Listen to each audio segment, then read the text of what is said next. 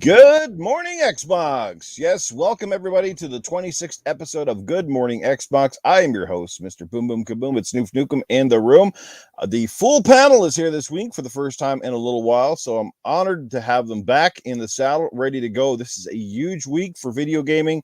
Not only do we get the Game Awards, which will be a heavy topic during this particular episode, but guess which game comes out on the 8th? Yes, unless you've been living under a complete rock, I think we all know it kind of goes, oh, well, no, that's kind of a terrible rendition.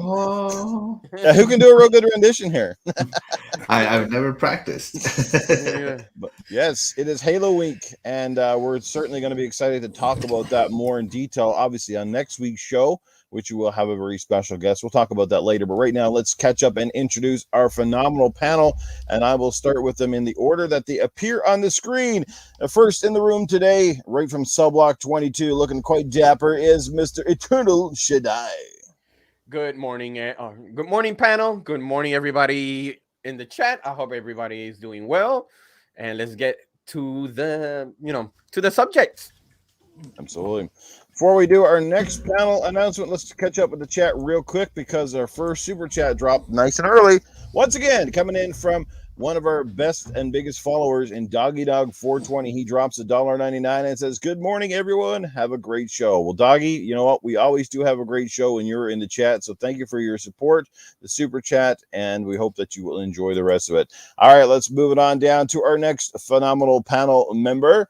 He is ready to roll. It is Axel 1324. Good morning, everybody. Yeah, let's get these awards going.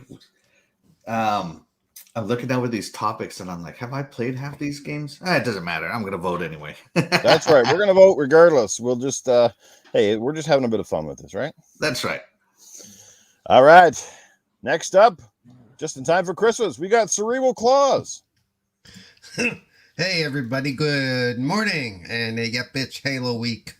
And so this should be exciting, and it should be interesting to go over what we think the awards are going to be and what we hope the awards are going to be, because those could be two totally different things. So there you go. Indeed. And Paul, by the way, man, if you ever let that beard really grow out, I definitely think you would make a good Santa Claus. Yeah, I've been told that before, yes. You make a bad Santa. That's right. That would be me, bad Santa. You know, the whiskey in one hand. You know. Alrighty, and let's move it on down the line here. Coming to us live from a not quite, not the same environment we're normally used to seeing her in, but hey, she's still got the purple hair and the beanie. You know her as Coolcat Terri. She's back, and her audio is sounding a lot better this week. Terri, welcome back. And yes, how are you?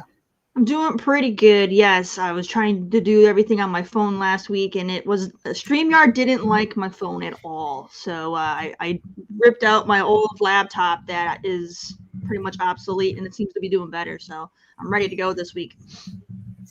All right, he might be last on the docket here this morning, but he's first in our hearts, and we're glad to have him back. I know it's been a tumultuous couple of weeks for Scrub Nurse, but Scrubs, we've missed you, and we're glad that you're back. How are you, sir? Good, doing good. Glad to be back with you guys. Yeah, I've been doing a lot of traveling, my new job, a lot of unfortunate stuff happening with my family. So, but glad to be here and glad to get this morning rocking. Let's go. Well, I promise you, Scrub, you know what? Our podcast is always good, but it's even better when we have the entire panel. I think I speak for everyone when I say that. It just doesn't feel right when one of us is not here. So we're glad to have you back at it and look forward to your take on today's subject. So let's catch up with the chat real quick. Casket Repair also hanging out with us this morning. Crispy Rambo is in the house. Our good brother from the NLG podcast, Fastback, is here as well. Good to see you, Fast. General Spartan is here as well. As I mentioned, Doggy Dog hanging out with us bright and early. We've got Nix in the house. Lethal Terminus, what is up, my brother? Apex is here as well. We got A. Lopez 83 hanging out with us. Good to see you. And we got Ice Queen Gaming, who's apparently having a little bit of a crappy day. But Ice Queen, we send our thoughts and best wishes to you. So hang in there. Life has its ups and downs. We certainly know that. And so anyway, glad that you could be here for the podcast. All right, let's get right into it, guys. Real quick, I'm always trying to figure out when Doggy Dog sleeps, because no matter what time we do these shows, he's there early morning, late at night, sometimes in the middle of the night. He pops up. Like, when does he sleep? Seriously. That's a great question. We'll have to get him on the show sometime so he can tell us. Doggy Dog is a hard worker, man. He listens a lot during his work day, but yeah, he wakes up bright and early to support his family. Yes. So yeah, Oh, he's a good guy. We know it's going to be a great show today. When you look in the chat and you see Mad Max is here. What's going on, Mad Max? And you're wicked hot is hanging out with us. What's going on, man? Good to see you. Great people in the chat already early this morning. Yes, it's always early. 7:17 in my time. And remember to like and share and get the word out, people. Yes. Let them know we're here. Please do so. That's right. Get it out there. Like I said, one little share might go a lot further than you think. Even if you only got 20 followers, hey, man, that could be 20 viewers right there. So, it's all about potential, and you can't grow if people don't know. That's what I say. So, anyway. Hey, real quick, Newf, when I went to share it, to Facebook, it said Gaming After Dark, episode 26. Game Award predictions. Did I do that crap again? Oh my lord! I'm still asleep. Yes, that's right. This is Gaming After Dark. We're allowed to drop some F-bombs. Oh my god! That's twice I've done that now, guys. I apologize for that. So now it's gonna be Gaming After Sunrise. Oh yes. Yeah, sorry about that. I will change that on the back end, but. Anyway, well, let's get into it. We'll start off the Game Awards live December the 9th. First of all, who's excited about it? I mean, I'm always excited about it personally because you know what? This is the only award show really there's just a few different ones, but very small scale stuff. But this is the only one that's sort of a national broadcasted, kind of industry highlight show, so to speak. And Jeff Keighley, I know, takes a ton of crap from fans for it, but while yes, there are some things about Keighley's procedures and stuff that I'm sure are questionable, or perhaps they just don't look good to certain fans or factions. I give the man total props. He works very hard on the show. It's pretty well produced, and and again, the fact that he's one of the only people sticking his neck out in pretty much one of the biggest industries on the planet, and he's the one doing it. I give him full credit for that. I don't think people realize what he's doing here, and at least what he's trying to do is shine the spotlight on the industry, which usually when it gets spotlight, it's always for the wrong reasons. It's always for that little dipshit that went out and shot somebody, and then they're pinning it on video gaming for being the blame of all these evil doings, so to speak. But just, to highlight some of the brightest lights in our industry. And while this year, I would say, was a very strong year for indies, it was a pretty good year overall, and we'll definitely see that by the strength of some of the categories. So, I mean, who else gets excited and watches this stuff all the time? Go ahead. Anybody can jump in here. I actually try because usually it happens during Thursdays and I'm at work. So I have to pretty much watch at least some of them, but I never get the chance to see who's Game of the Year on, after the show is completely done. So that's, for me, that's a kind of a bummer for me not to get to watch the full show. So that actually kills me. But yeah, I get hyped because I really want to know like the winners, especially when it comes to the world premiere and they start showing new new game, not a whole lot, but at least it's something compared to E3. But I really get hyped for those things, especially for the world premiere. So I'm really hyped for it. Anybody else have their specific take on why they watch the Game Awards? Yeah, I like watching it. Obviously, the world premieres is the main attraction, but I do enjoy watching the awards, and I mostly really love the live orchestras he does and the renditions they do of the soundtracks of the games. I really like that. I love the interviews, especially when you get someone that goes off the rails. It's so funny to see him try to rein him back in. It's hilarious.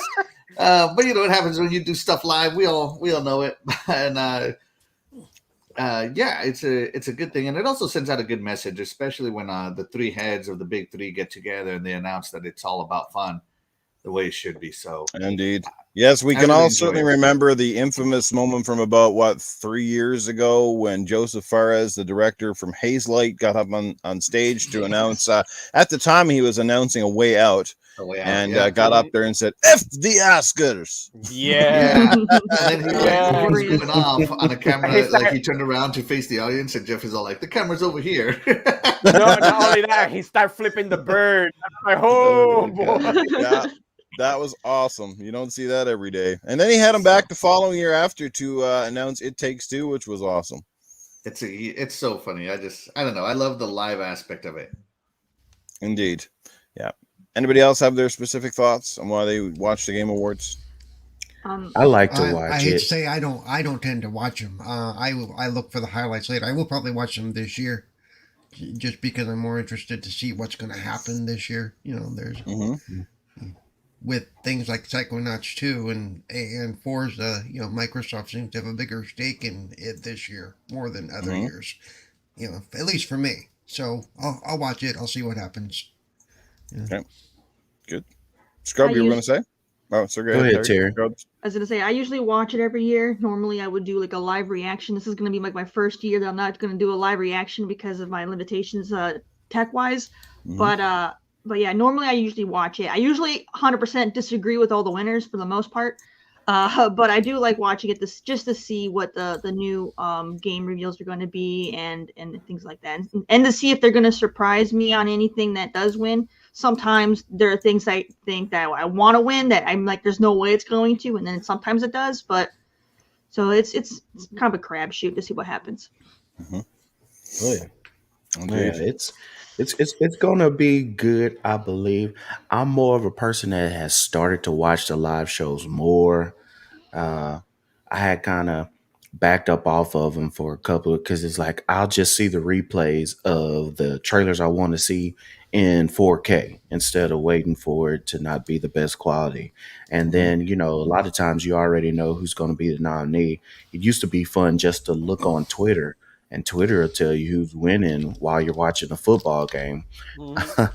And then you can watch all the trailers lately. But Twitter will usually have the big alerts. I remember the last time I watched it live when I started back watching is when they did the Xbox Series X reveal.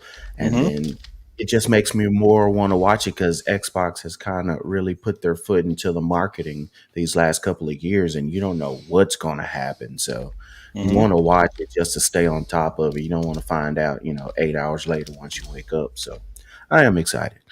Should be good. Yeah.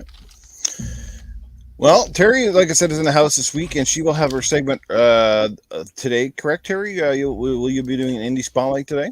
Yes, I'll need to ask Axel to share the video for me, but I do have one planned. Okay, sounds good, because we will do that as basically when we get into the category of best indie. That would be a perfect time for you to come in and drop your particular indie of the week. We got 12 different categories here, guys, you can see on the screen. So those are the ones we will just go over. There's a lot of esports categories we know at the show, but I don't think a lot of us here are going to dive too much on esports personally, between the rest of us, and maybe the rest of you guys will be different, but I could give a rat's poop about it. I don't watch esports, and I don't really intend to. They just do not interest me whatsoever. I don't know why, but I know it's huge, and they do cover it at the Game Awards. But for me, it's one of those. That's the part where I tune out on the show. I really could care about who's the best coach and who's the best team. Maybe the rest. How do you guys feel on that? Anybody here a big esports watcher or a big fan of that? One time I watched it, but I'm like, how can you be a coach? What you're gonna say is start pressing the X button, the keyboard, press it, press it. So I try, and it's not for me. Yeah, Call of Duty League is actually pretty fun and intense. Like the announcers do a great job. It's like it's like you're actually watching a sport very well. So yeah, I would recommend Call of Duty League. Do you consider that actual a sport? The only sport that you get or the flexibility is only the fingers. Okay, then if bowling and others are sport, why can't you? Technically, a sport is just. I don't know. I think it was Mag who said they really shouldn't be calling themselves athletes. Okay, no. Athlete is kind of a stretch, right? And plus, they have E in front of it to kind of differentiate itself. Fishing is a sport. So I wouldn't Yes. go too far on talking about video games, whether it's a sport or not. Do I think it's a athletic sport? No, but it is a competition, and I think that's the main reason why they put Right. sport on it, because you're competition, you're playing for championships and stuff. Like Coolcat Terri said, Call of Duty League is Yep. ridiculous. It's very fun. I watch competitive Halo. That is I've pretty seen that good. too. Yeah. That's true. The only problem I have with the esports nominations and stuff, most people who watch esports, they only watch one or two, and they don't watch all of them. So all you're doing is basically voting for the one you love. So it could go anywhere depending on how the fans vote on it. Even though I know it's not as weighted to the fan vote, but that's one thing. I go for the home team. So like I'm in Georgia, so I always just vote anything for what Atlanta FaZe does, because I'm like, okay, home Atlanta team. FaZe, yeah. I just play pretty FaZe. They're pretty good.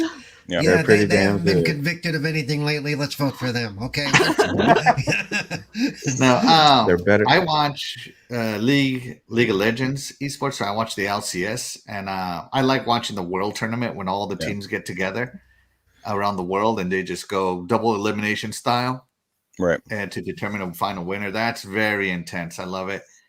And then I've also started watching the HCS, the Halo Championship Series lately, and it's intense. It's Yep. and I'm trying to use it to get better at Halo, but these guys are so good. They don't miss a shot. That's I mean, But it's does it have crazy. a limitation, or sometimes like, well, you can't do this, you can't do that, compared to when we play that? We play whatever, whatever. Well, do you want this? Do you No, want they that? play the official playlist.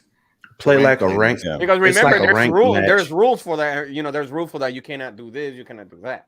Well, they just use the ranked playlist. Yeah. Yeah, we can just all play the ranked. Well, playlist. there are some things that we don't pay attention. Like there was that team that got busted this last week for using some unknown exploit that they know they're not supposed to use. You know, Yeah, that they everybody were knows hiding is in the there. box. Yeah. Yeah. They were hiding My in a favorite one box. is crawling on the pipe that's not there. I know with Call of Duty League, they have some like Shaddai, they have some regulations for there's certain like guns and mods and things you're not allowed to use. Yeah.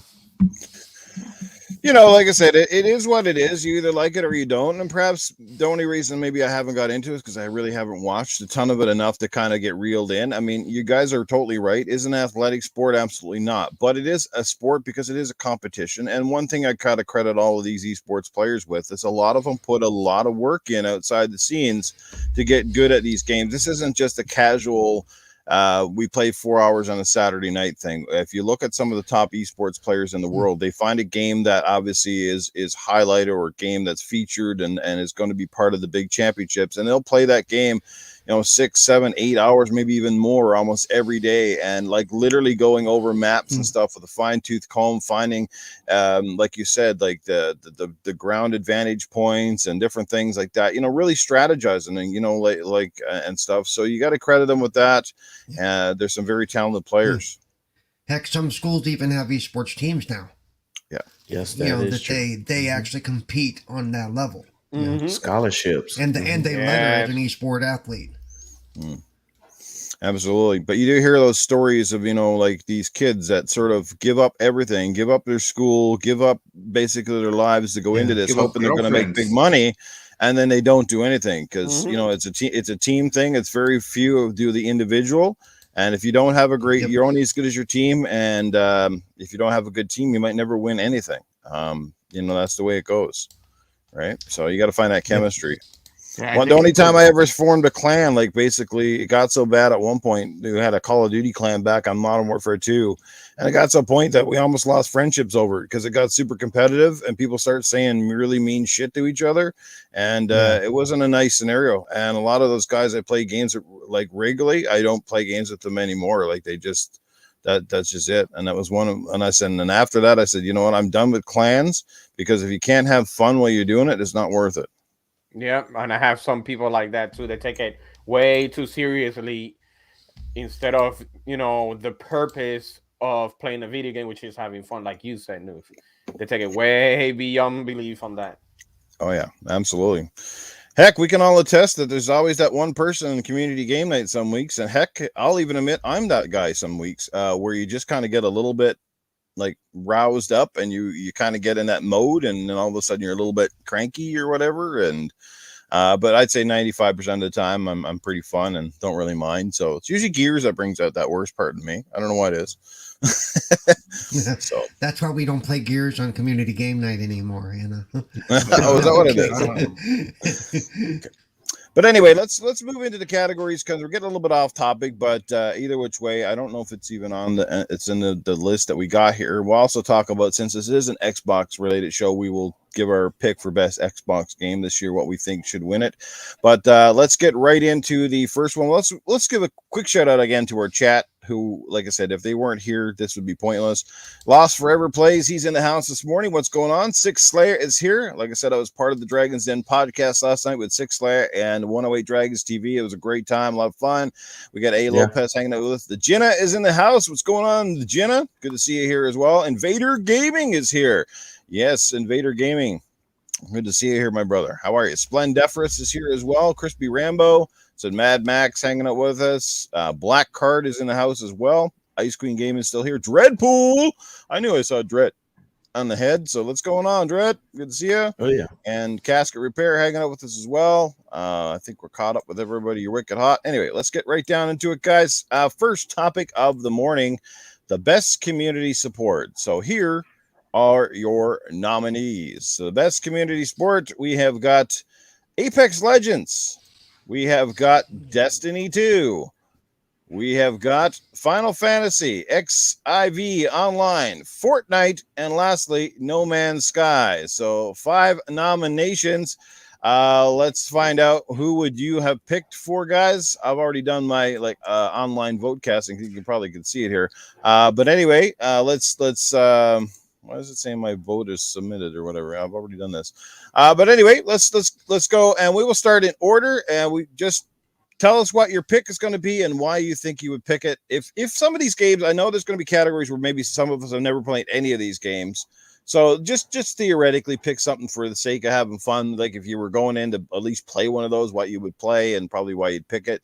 So let's go that route. So let's start off with Shaddai. Shaddai, of those 5 nominees, which one would you pick for best community support? Well, I have played Apex Legends, I have played Destiny 2 and Fortnite. So I will probably go for Destiny 2 due to the fact it has a storyline. You know, at least it has a story.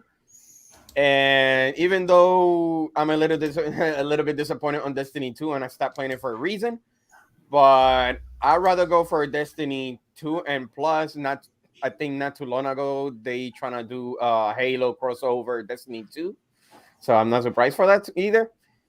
But for my choice will be Destiny 2 because that community for that game is pretty big, and I see I'm not saying that the other ones, especially like Fortnite, Fortnite is way bigger, but it's just that I believe that Destiny 2 is going to win it on that one.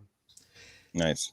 And which one I don't think you said Destiny 2 quite enough. Are you sure you're stuck on Destiny 2? No, is that the one you're picking? Yeah, Destiny 2. And is that the one that you think is going to win? Yes, I do believe it. Okay, so Destiny 2 from Eternal Shaddai. I'd love to hear the chat's comments as well on which ones you would pick from the list. All right, let's move down to Axel. Axel, which of these nominees would you pick, and which one do you think will win? Well, of course, the one I'm going to pick is going to win. That's just the way it goes. No, everybody remember he said that for next Sunday when we get to tease him for an hour and a half. That's right. Yeah, write it down, people. Write it down. Clip one of these picks are guaranteed. You can put money in Vegas on these.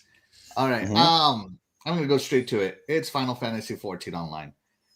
Square has done a fantastic job with this game, not just providing updates and new classes and everything else to it. It's the biggest MMO right now in the world. And the actual community, the gamers you play with, are very friendly. They'll teach you the ropes. They'll do raids with you. They'll sit there and die for 3 hours while you learn your role. A lot of them were. That's something you definitely cannot say about Destiny 2, because if you die during a raid, they kick you. The actual community is not very nice on Destiny 2. But Final Fantasy 14 is very welcoming to newbies. The game itself is fantastic. So my vote is Final Fantasy 14 online. There you go. And which one do you think is going to win, personally? Final Fantasy 14. Okay. All right. So your pick is the same as the one you think is going to win. All That's right. Good so stuff. did he say enough Final Fantasy like he did he- with Destiny with me? He's being all cocky, so everything he picks, he thinks is going to be the winner. The Jenna brings up a great somebody point. needs to document all of that. That way we can come back and go, wrong, and So Write it down, Paul. So if you look in the chat, the Jenna brings up a great point here, which I'm almost surprised. So surprised not to see Sea of Thieves in this category after the free updates it keeps getting, but Final Fantasy I think will win. Great point, Jenna, because Sea of Thieves, where would that be without the community, right? Great point right there. Good stuff. All right, let's get down to next up, Cerebral Claws. Which one is your pick? I'm basically going to be pulling my answers out of my butt on this one, but you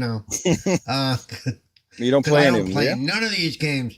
But I have to say, even though I have a friend who really plays No Man's Sky, so I see a little bit of the community support there and the things that they put into the game as a community, and the fact that the devs really listen. So I really think it's gonna bounce between No Man's Sky and maybe, Final Fantasy, because it is the biggest. I think it's going to be one of those two. I'd like to see it go to No Man's Sky, but it will probably go to Final Fantasy. There you go, guys. So No Man's Sky from Paul. He thinks the actual award will go to Final Fantasy. I knew you'd go with the punches, Paul. I knew it. Well, I really don't pay attention to any of this crap for the most part. So, Okay, next up we have got Terry. Which would be your pick, and which one do you think is going to win? It's going to be the same for both. Destiny 2. Now, I don't play any of the games on here, but my husband plays Destiny 2 religiously, and so I know that game it has a lot of content. They're always supporting the community.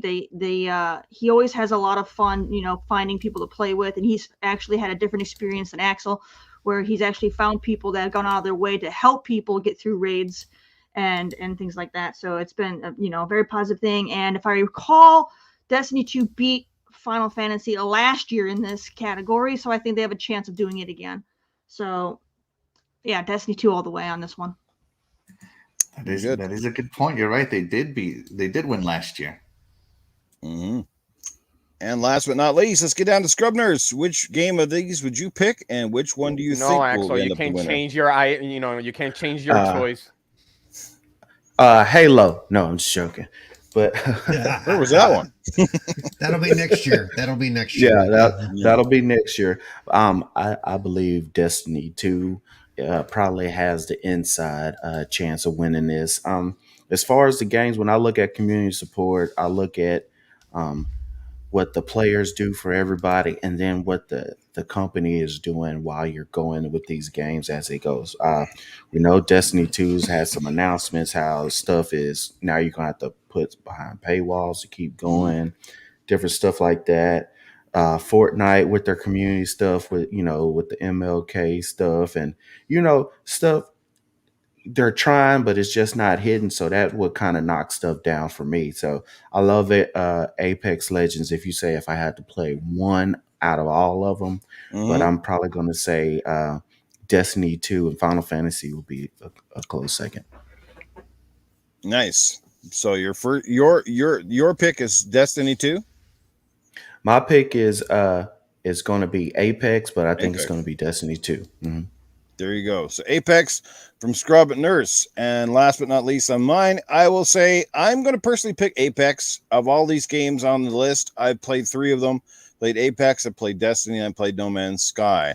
I could never really get into No Man's Sky. I don't know what the big draw is, but I applaud them from keeping the game going and supporting it, even though it had a very rough start. Apex is just the most fun to me, so that's why I would pick it. But realistically, I don't think Apex will win. I would say it's really going to come down to Destiny 2 or Fortnite. I will say overall, I'm going to say Fortnite, because Fortnite is largely community driven. And there's millions, if not billions, of players playing this game around the world. I think it stands a good chance at winning. So my pick is Apex. I think the overall is probably going to be Fortnite. So there you have it. Let's move into the next category of. Let me see here. Let me get back to where I was. Nominees. The nominees. Let's go with the nominees. Let's go back to the nominees. And to the nominees. It says next category. There you go. Yes. Oh, no. Is it next category? Because I'm going in reverse order here. I'm starting from last, the thing. So I don't know which one. So as long as you're going backwards, as long as you keep hitting previous, you'd be previous going category. Yes. Yeah. Okay. Previous. Okay. So now we're into a category that perhaps some of us care about and some of us don't, but we do know it's a huge part of the gaming industry and the big resurgence. Best mobile game. So here are your nominees. First up, we got Fantasian from Mistwalker, Genshin Impact from MiHoYo, League of Legends World Rift, Marvel Future Revolution, and Pokemon Unite. So there is your nominees for best mobile game. And let's talk about that one, shall we? And let's start in the reverse order. This is how we'll go. So we're going to start with Scrub this time and work our way back. Scrub. We're doing snake voting. All right. I play none of these games and I stay away from mobile because I try to have a life. So if I had to choose out of these games, I would probably say League of Legends, Wild Rift, only because I've seen more of my friends play that more than anything else who play mobile games. So that's my pick, and I'll say that's the one who's going to win also. All right. League of Legends from Scrub Nurse on this one, Wild Rift. Let's head over to Coolcat Terri. Which of these games would you pick, and which do you think will win? I believe Genshin Impact. That's gonna be my pick, and I think it's gonna win. Just because that's the only on this list. That's the only game that I remember seeing everybody playing and streaming, and it also was available on PlayStation, which gave it even more coverage.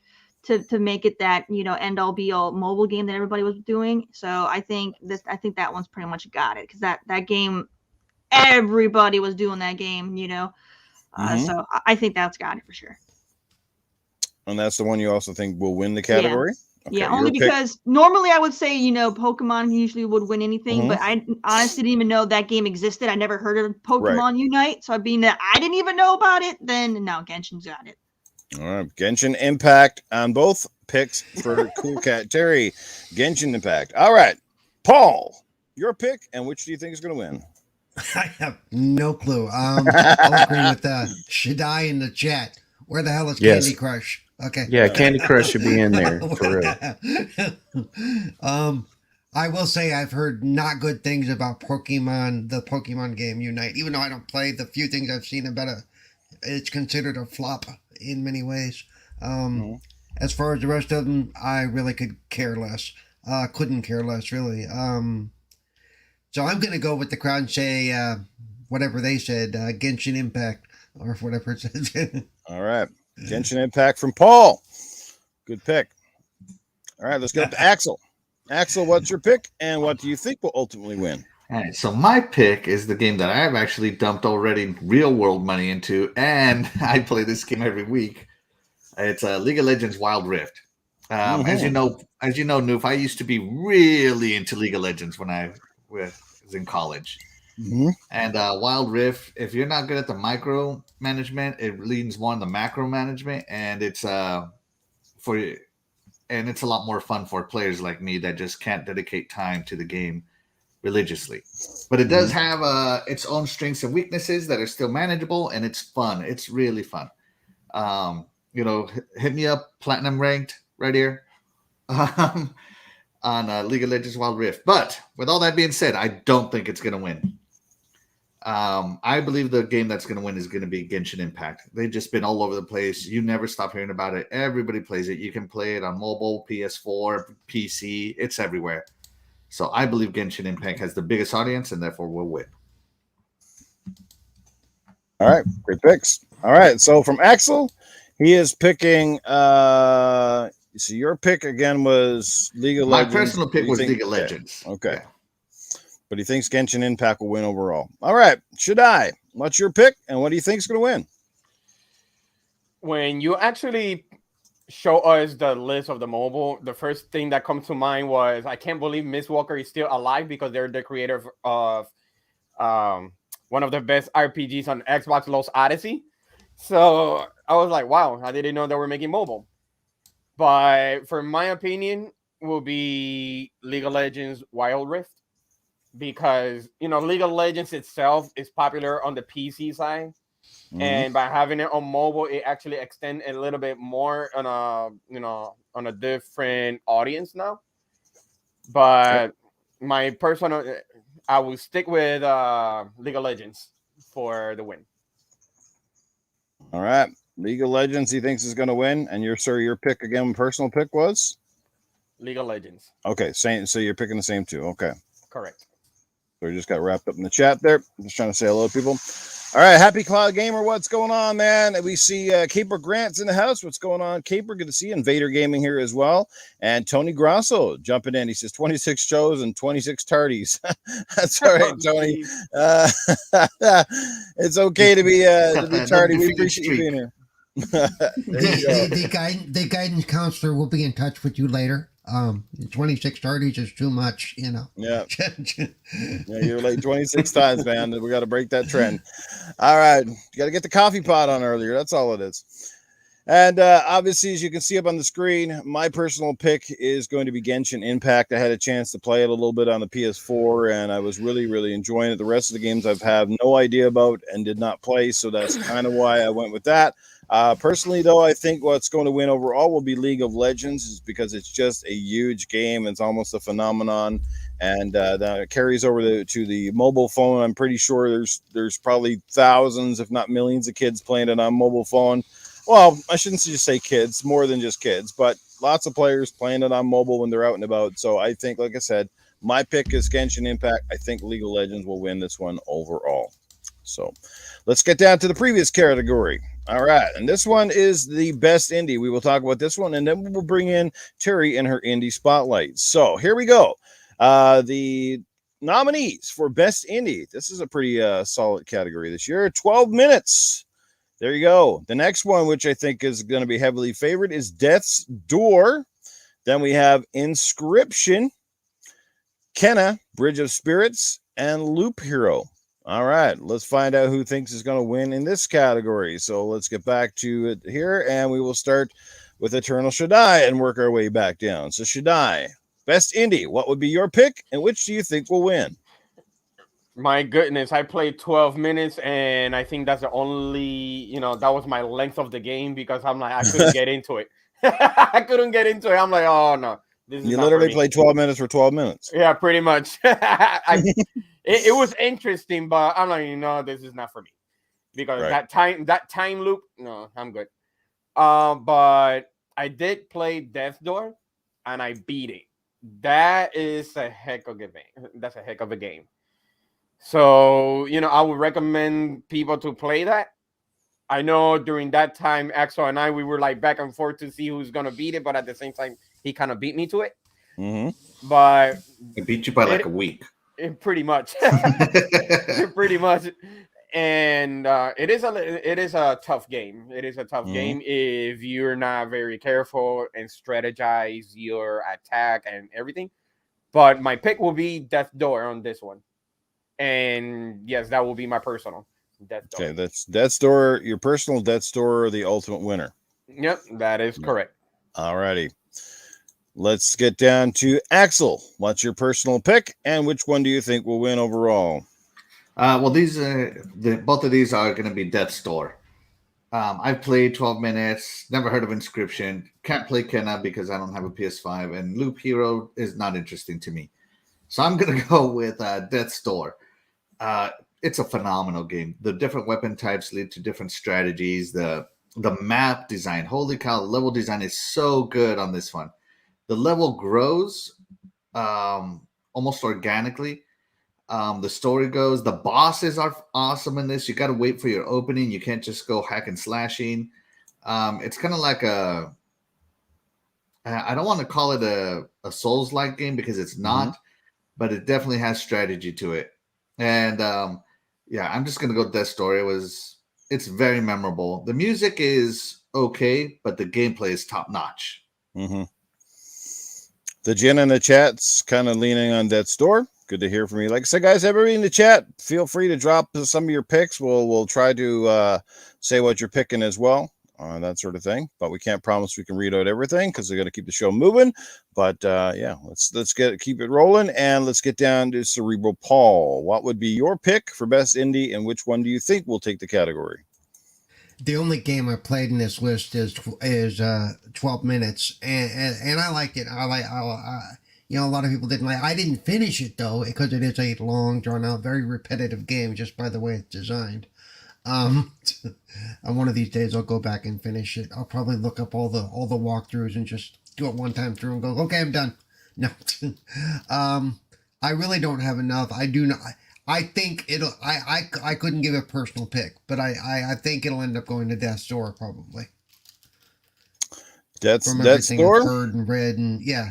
All right, Death's Door from Cerebral Paul. All right, so one of our indie powerhouses on the panel is Coolcat Terri. Coolcat, which one do you think? Which is going to be your pick from these list, and which do you think will win?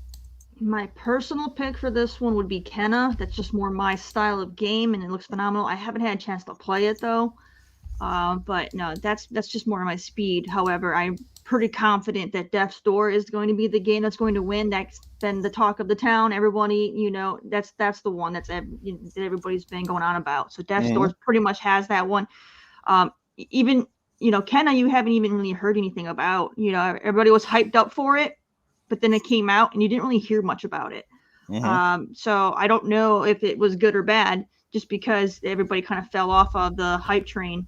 So, but Death's Door, I've heard nothing but positive things on that game. I haven't played it myself. So I would say Death's Door for sure. All right. So there you go. Terry is picking Kenna, but says Death's Door will probably win. So Kenna from Terry and Scrubs. What is your personal pick, and what do you think is going to win? Yeah, a lot of these games got stuffed in the middle of some really big blockbusters, but I have purchased Death's Door. I have not had a chance to really play fully through it, but what I have played, I've enjoyed it. I've loved it based on the gameplay and the way the story is. It's intriguing. I'm going to go with Death's Door. Kind of like what Terry said everybody was Kenna. Game comes out, you haven't really heard as much. So I'm going Death's Door, personal pick, and for the win. There you go. The personal pick and for the win, Death's Door from Scrubs. All right. So Scrub picking that one. And for myself, I am going to say my personal pick is going to be Kenna, Bridge of Spirits. I do own the game. I have played it. I haven't played it as much as I like it, so I certainly haven't completed it. It's on my backlog. There's just been a lot of great games that have come out in the run in that launch window. I would say if Kenna had originally launched when it was supposed to come out, I probably would have beaten the game by now, because originally it was supposed to be like an early I think it was like a first quarter kind of release, and it was shifted several times and only came out just recently. I love the game. This art style is amazing, play control, but it does suffer from some repetition and a lot of borrowed ideas, so to speak. And it also has some odd difficulty spikes for the kind of game it's supposed to be. It's almost like we're trying to advertise this game as sort of the middle of the road, like, your adventure platformer in the vein of Zelda, so to speak. But then, there's times when you're like, man, am I playing Dark Souls? What the hell is going on here? It's a little unforgiving in certain spots, according to a lot of different players, but otherwise still a great pick. And overall, I think Death's Door will win it. Death's Door was highly touted all throughout the year. I saw so many people playing it on my friends list. And again, a challenging game indeed, but a very worthy pick. So that's what I think is going to win here. So Death's Door, I think, is going to win it overall. My pick was Kenna. All right. There we have it. So now it is time for the Indie Spotlights. We got through the first three categories. And I love how everybody's doing it this morning, guys. Like I said, keeping it short and sweet. We will talk a little bit. Probably our most category we'll talk about, obviously, is going to be the game of the year. We'll go a little bit more in depth. But right now, let's catch up with the chat real quick as we take a little intermission here. Like I said, happy Cloud Gamer coming to us all the way from Norway. Javier Ortiz is in the chat. He seems to have a lot of love for you there, Shaddai. So what's going on? Stitch 6669 is in the house. What's going on, Stitch? Who else did we miss? Like I said, Caper Grant is here with us. Splendiferous. I think we're caught right back up again. 39 amazing people hanging out with us early this morning. Great to see you guys here. And all 39 of those people need to give us a thumbs up. Give us a like and a share, people. Come on. Wake up. No. Wake up. Get those thumbs up, baby. All right. So now we've got the Coolcat Terri with our indie spotlight, and I will share the screen here. Oh, I think we started a little ahead of time here. Just run with it. It's fine. It's not even that long of a trailer. I picked a short one just to keep it simple. Okay. So here we go.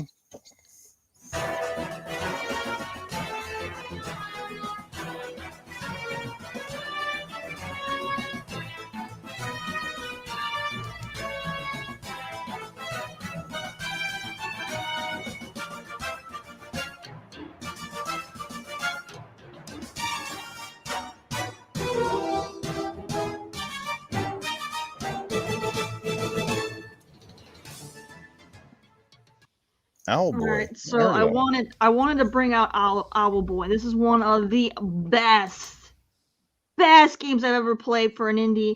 It's definitely on my top 5 list of indies of all time. Everybody needs to play this. This game's been out a long time, like 7 years or so already. And they finally started putting it on the consoles and stuff because it was just for PC for the longest time. But this is the game. This is the game you guys gotta check out. It's just fantastic. It has a fantastic storyline. The animations are fantastic. It even has an amazing soundtrack. So Axel, I think it has over 60 tracks or something that has an amazing soundtrack. The combat in this game is a lot of fun, and it's just I don't even know what else I could say about this game other than if you haven't played it, you've missed out on one of the best indie games of its time. You need to play it. It's on PC. It's on Xbox, the Switch, the PlayStation 4. It's on everything. So, go ahead and check this game out. It's fantastic. I think it normally retails for $25, but there's always sales all the time. So, especially now that we're in the holiday season, you can probably find a good sale for it. But this is a must play. This is made by the indie team D-Pad, which is based in Norway. It's a 5-person team, but they also have members on the team that are from US and Canada as well. So a small team that made, like I said, one of the all-time best indie games I've ever played. So definitely go ahead and play this one. You guys are missing out on it for sure. So basically, it's a platformer sort of shooter in a sense, right? Yeah, it's kind of like it's weird. So it's basically kind of more of like an action adventure game that's also a platformer. But it's not really a platformer because you can fly. You're not having to deal with all the platforming.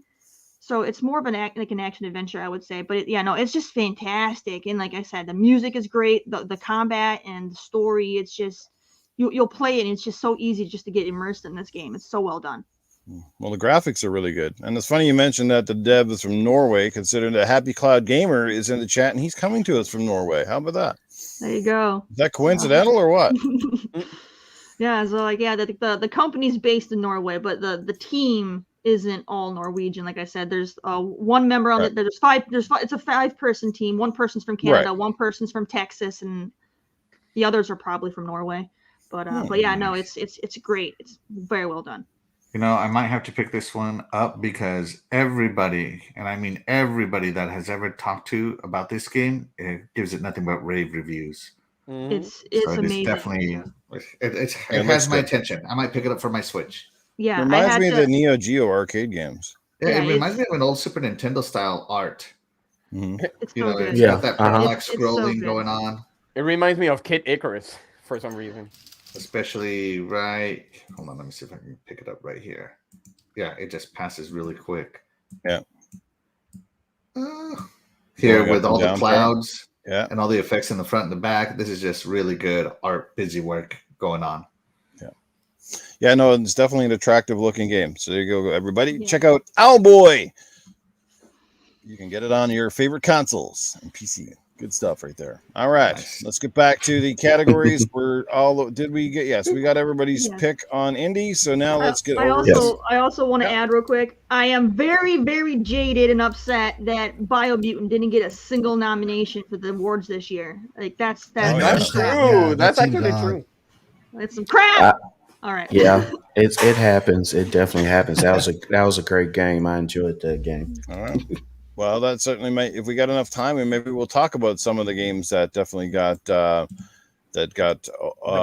overlooked, so to speak. Yeah, absolutely. So, all right, let's get back to the categories, and this one is in best ongoing, awarded to a game for outstanding development of ongoing content that evolves the player experience over time, and that's something we're seeing a lot more trend in the industry. Games that sort of just come out and then evolve into like long-term investments, and games that just evolve in so many ways, much in the same, I guess you could say, World of Warcraft is like that, where it came out, just evolved, had expansion, and just keeps on evolving. So our nominees for best ongoing are Apex Legends, Final Fantasy XIV Online, Fortnite, Genshin Impact, and Call of Duty Warzone. All right, that's an interesting selection of games right there.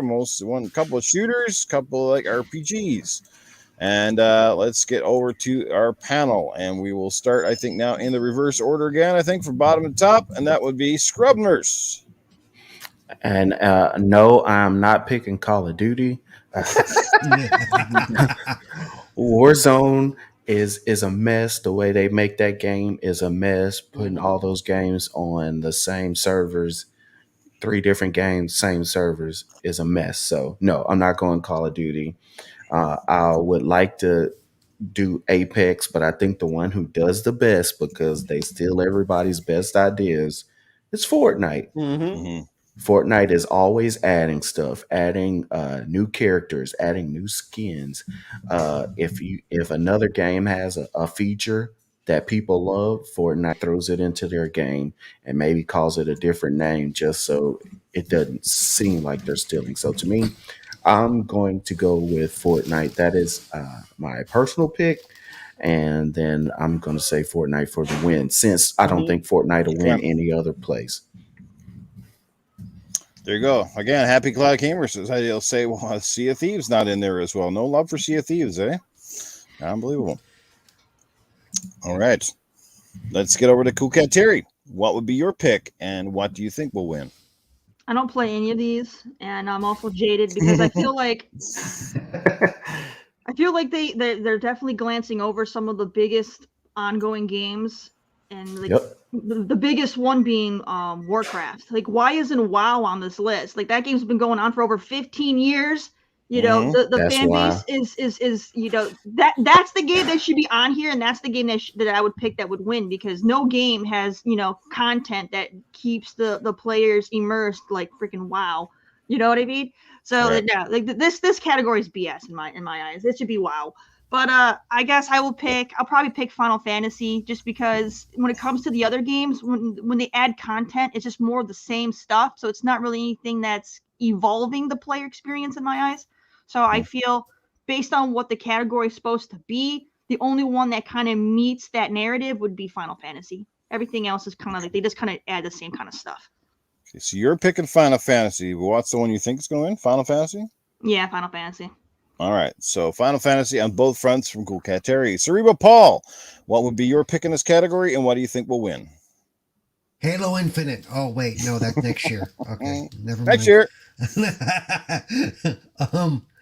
I really don't know. I don't play none of these games at this point. I would have to say, yeah, probably going to have to agree. It's probably going to end up being Final Fantasy. And I agree. Games like World of Warcraft should be on there. They're always raising the goal and moving things forward. And they do a good job when they do it. And they add story to their game as they go. They really should be here. But, so yeah, I'm just going to say Final Fantasy just because. Okay, so your pick is Final Fantasy, and you think Final Fantasy is going to win? Yep, just because. Okay. All right, so in both cases, guys, Final Fantasy is a pick from Cerebral Paul. Axel 1324, what would be your personal pick, and what do you think is going to win? My personal pick would be Final Fantasy. Many reasons why already you heard them all. The one I think is going to win, and probably the one that should win, is going to be Fortnite. I mean, they've added, the Master Chief. They've had the Marvel events. They've had the Ariana Grande concert. They just added The Rock. It's leaked that they're going to add Marcus Phoenix. It's just, there's something from everybody. And that's good for us because, our favorite franchises are getting some exposure to the younger crowd. What sucks about it is that you run around with kids saying, "Oh, it's the guy from Fortnite." Just makes you want to slap him. But hey, I think Fortnite has probably the best ongoing and the best variety of ongoing content, in my opinion. So they should. Well, see, personally, can I just say I don't consider adding new skins and new characters adding to content. Right, but they also add events. They had the Ariana Grande concert. They have they had the Marvel Endgame concert. They had the Portals issue. They had the that stuff was cool. But I mean, when you start throwing skins in there, I'm like, because skins don't add anything except look. I guess to me, that's just me though. So usually the skins come with a theme, though. They don't just add skins for the sake of adding skins. So the fact that they're adding The Rock, they're probably going to add some wrestling style thing going to it. All right. Eternal Shaddai, what would be your pick for best ongoing, and what do you think is going to win? Well, I already play Apex and Fortnite and Call of Duty, and I'm with Scrub. I am not going to pick Call of Duty. That's going to be Fortnite also. It keeps, it has been going on for years. It's still a very popular game. Still add content left and right. Every single time when they add those special events with, like everybody says, with special skins, and that will be my personal vote. It will be Fortnite. All right, Fortnite from Shaddai. All right, and lastly, my picks. Well, personally, my pick would be Apex Legends. As I said before, I do happen to like this game quite a bit from all of the ones in this category, so it's sort of my personal favorite.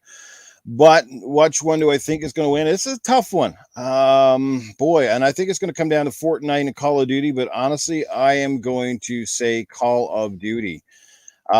Simply because, they have constantly added a lot of content. Warzone has essentially almost been their saving grace in a sense for this franchise. It's won over a lot of people, with the free to play experience, regardless of the technical difficulties and things like that. I mean, it's still Call of Duty. It's frantic. It's fun. They've added a lot of really cool stuff to the game modes, and overall, I see a lot of people playing it.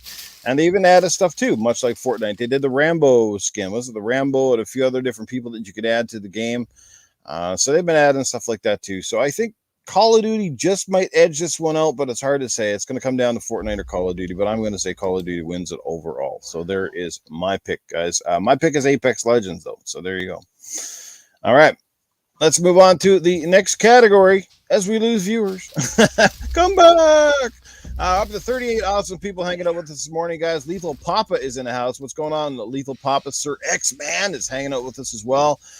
Splendiferous said I would vote for Roblox. See, Roblox is not in there either. There's either Minecraft, too. Minecraft is another ongoing one. That's not in there.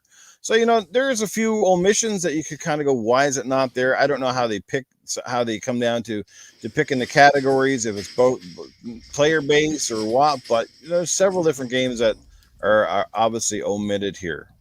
All right, next one is best games for impact. A very interesting category. It reads like this: for a thought-provoking game with a pro-social meaning or message. Okay, interesting one here, right, for this. So we'll go back again, going back down the list, and we're heading over to Eternal Shaddai. So Shaddai, games for impact. Here are your nominees. We've got the first one is Before Your Eyes. The second one is called Boyfriend Dungeon. That sounds right up your alley there, Shaddai. We got Chicory, A Colorful Tale. It was based on the life of Shaddai. It was based on the life of Shaddai. Life is Strange, True Colors. That sounds like one for Paul. And No Longer Home. There you go. That is our nominees. So start out with Shaddai. Which would be your pick, and which one do you think will take it in this category? I never played none of them. I heard, the Boyfriend Dungeon and a Life is Strange. So I will go with Life is Strange True Colors because, the game itself from Life is Strange in the past, it has been pretty much successful.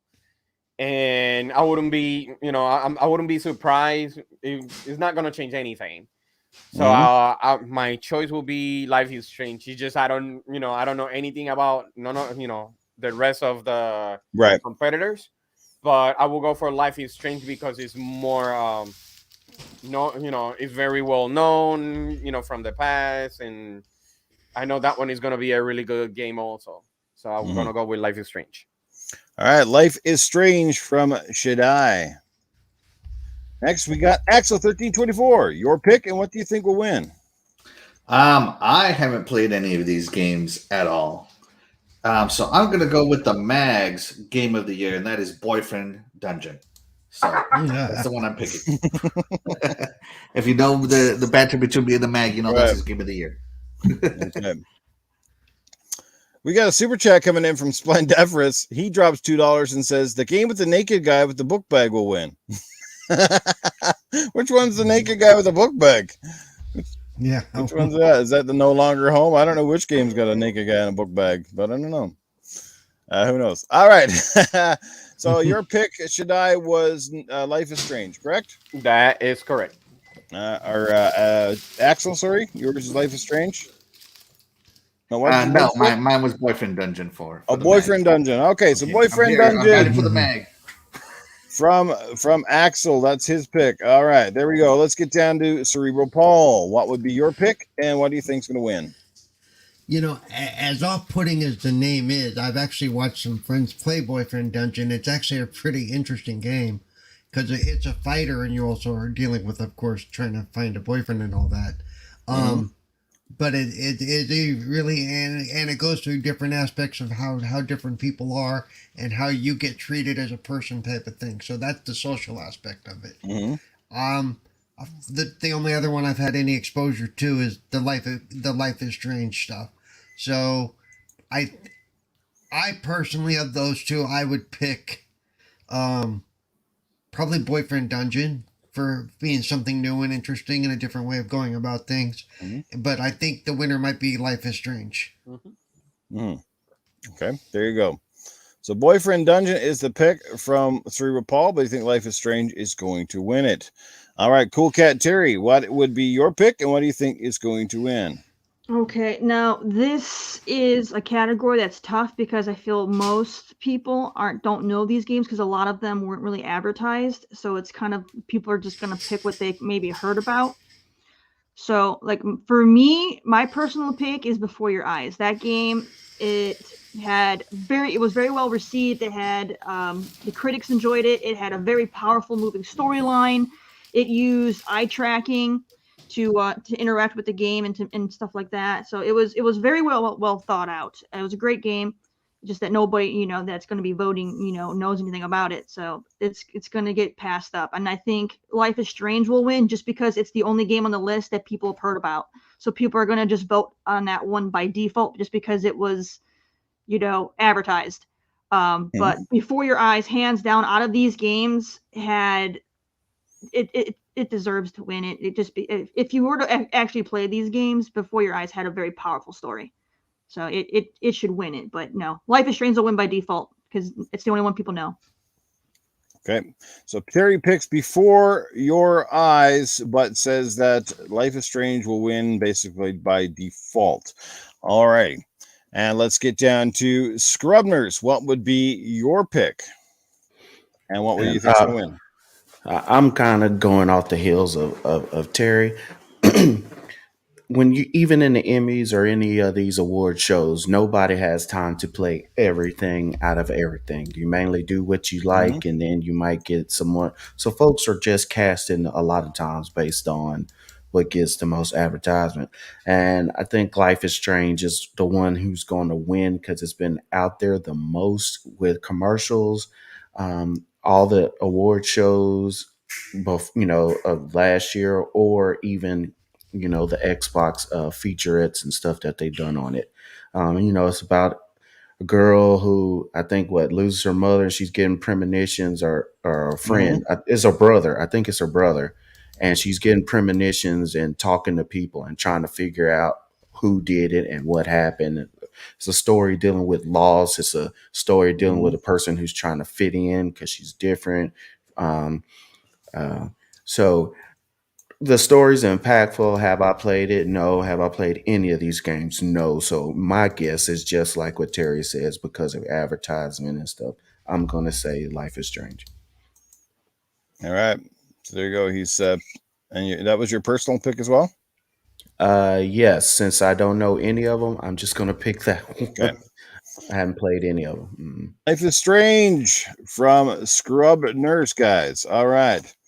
And my personal, well, before I get to my personal pick, let's give another shout out to the chat, because our good buddy Sir X-Man is in the house. He drops $2 in the super chat saying, hit that like and share, everyone. Thank you so much. Lethal Papa said, hey, we should rename this to the Hats and Beanie Show. I think it is. He said hoodie, but I know what he meant. The Beanie Show. Everybody's got a hat on their head. Fastback says it could be because we're all suffering from bedhead, which is not the case for Scrub Nurse, though. I don't think he's got bedhead. I don't know. Bald guys have bedhead at all? The light hits my head in a certain way, it'll blind everybody, so I gotta wear a hat. I guess you could get up with a little bit of a greasy head, right? Then when the light shines on it, it just looks like you got some wax going up there. Well, something like that. Yeah. So I gotta wear the hat to protect everybody. Or at first he has those pillow creases, from the pillow. The lines on the side of his face. Absolutely. Mine might be a cat on my face. So your buddy, my little guy Dorito, he comes up and basically lies on the side of your head. It's crazy. All right. Cats are good at doing that. Yeah. Axel, who's bringing the turban. Oh, man. All right, let's my pick, I guess, obviously to end off, is I picked Before Your Eyes, and I don't know why. It was just one of those hunch type things for me. Of course, I saw the picture and saw the gigantic cat in the middle, so that kind of was kind of a cool thing. Hey, but I always said that me and Coolcat Terri, when it came to indies, seemed to walk a very similar path. And even though I haven't played it, I heard just minute stuff about it, so I just kind of had like, you know what, I'm going to pick it. I have a good feeling about this one, and the rest just, I don't know, just a little bit weirder. And but like I said, overall, Life is Strange, True Colors will probably take it in this category, but I'm going to go with Before Your Eyes as my personal pick. There's a three-way tie for this winning category. Yeah, every game got 2 votes. There you go. Well, that's how. Oh, this is a good one. The best performance. This is always a hotly contested one every year, because some people just simply pick their kind of favorites or names that are a little bit more well known across the board. I think we all know who is certainly one of the biggest names in this category. So the best performance, Erica Mori as Alex Chen from Life is Strange: True Colors. Next, we got Giancarlo Esposito as Anton Castillo from Far Cry 6. Then we got Jason Kelly as Colt Vaughn from Deathloop. We got Maggie Robinson as Lady Lady D. Lady D. This is Lady Dimitrescu. Dimitrescu. I think that's how they call it. Resident Evil Village. And lastly, Ozoma Akaga as Juliana Blake from Deathloop. So 2 Deathloop nominees in this particular category. So who do you guys think is going to is your pick, and who do you think is going to win? And let's quickly go back, and we'll start in reverse order. So Scrub gets the first take at this one. Scrub, who do you pick? Who's going to win? Okay, look here. Do we really need to talk and discuss who's going to win this award? I feel like we all shouted it out. We're probably all going to pick really? the same one. Yeah. I really do think that. Do we really need to do this? It is Giancarlo Esposito. This dude is a beast. He kills everything he does. When you watch it, you know it's a video game, but this person just captures the screen so much, and his facial expressions. You see everything he puts into it, and it's a video game. It's not him, but the way he does his voice, his inflections, the way he puts his pauses in the right places. There's no other person. I mean, no disrespect to anybody else, but it's Giancarlo. That's it. There you go. I got a funny feeling this might be one of the most unanimous picks of the day. Walk away. Walk away. Yeah. Can we just end this vote now?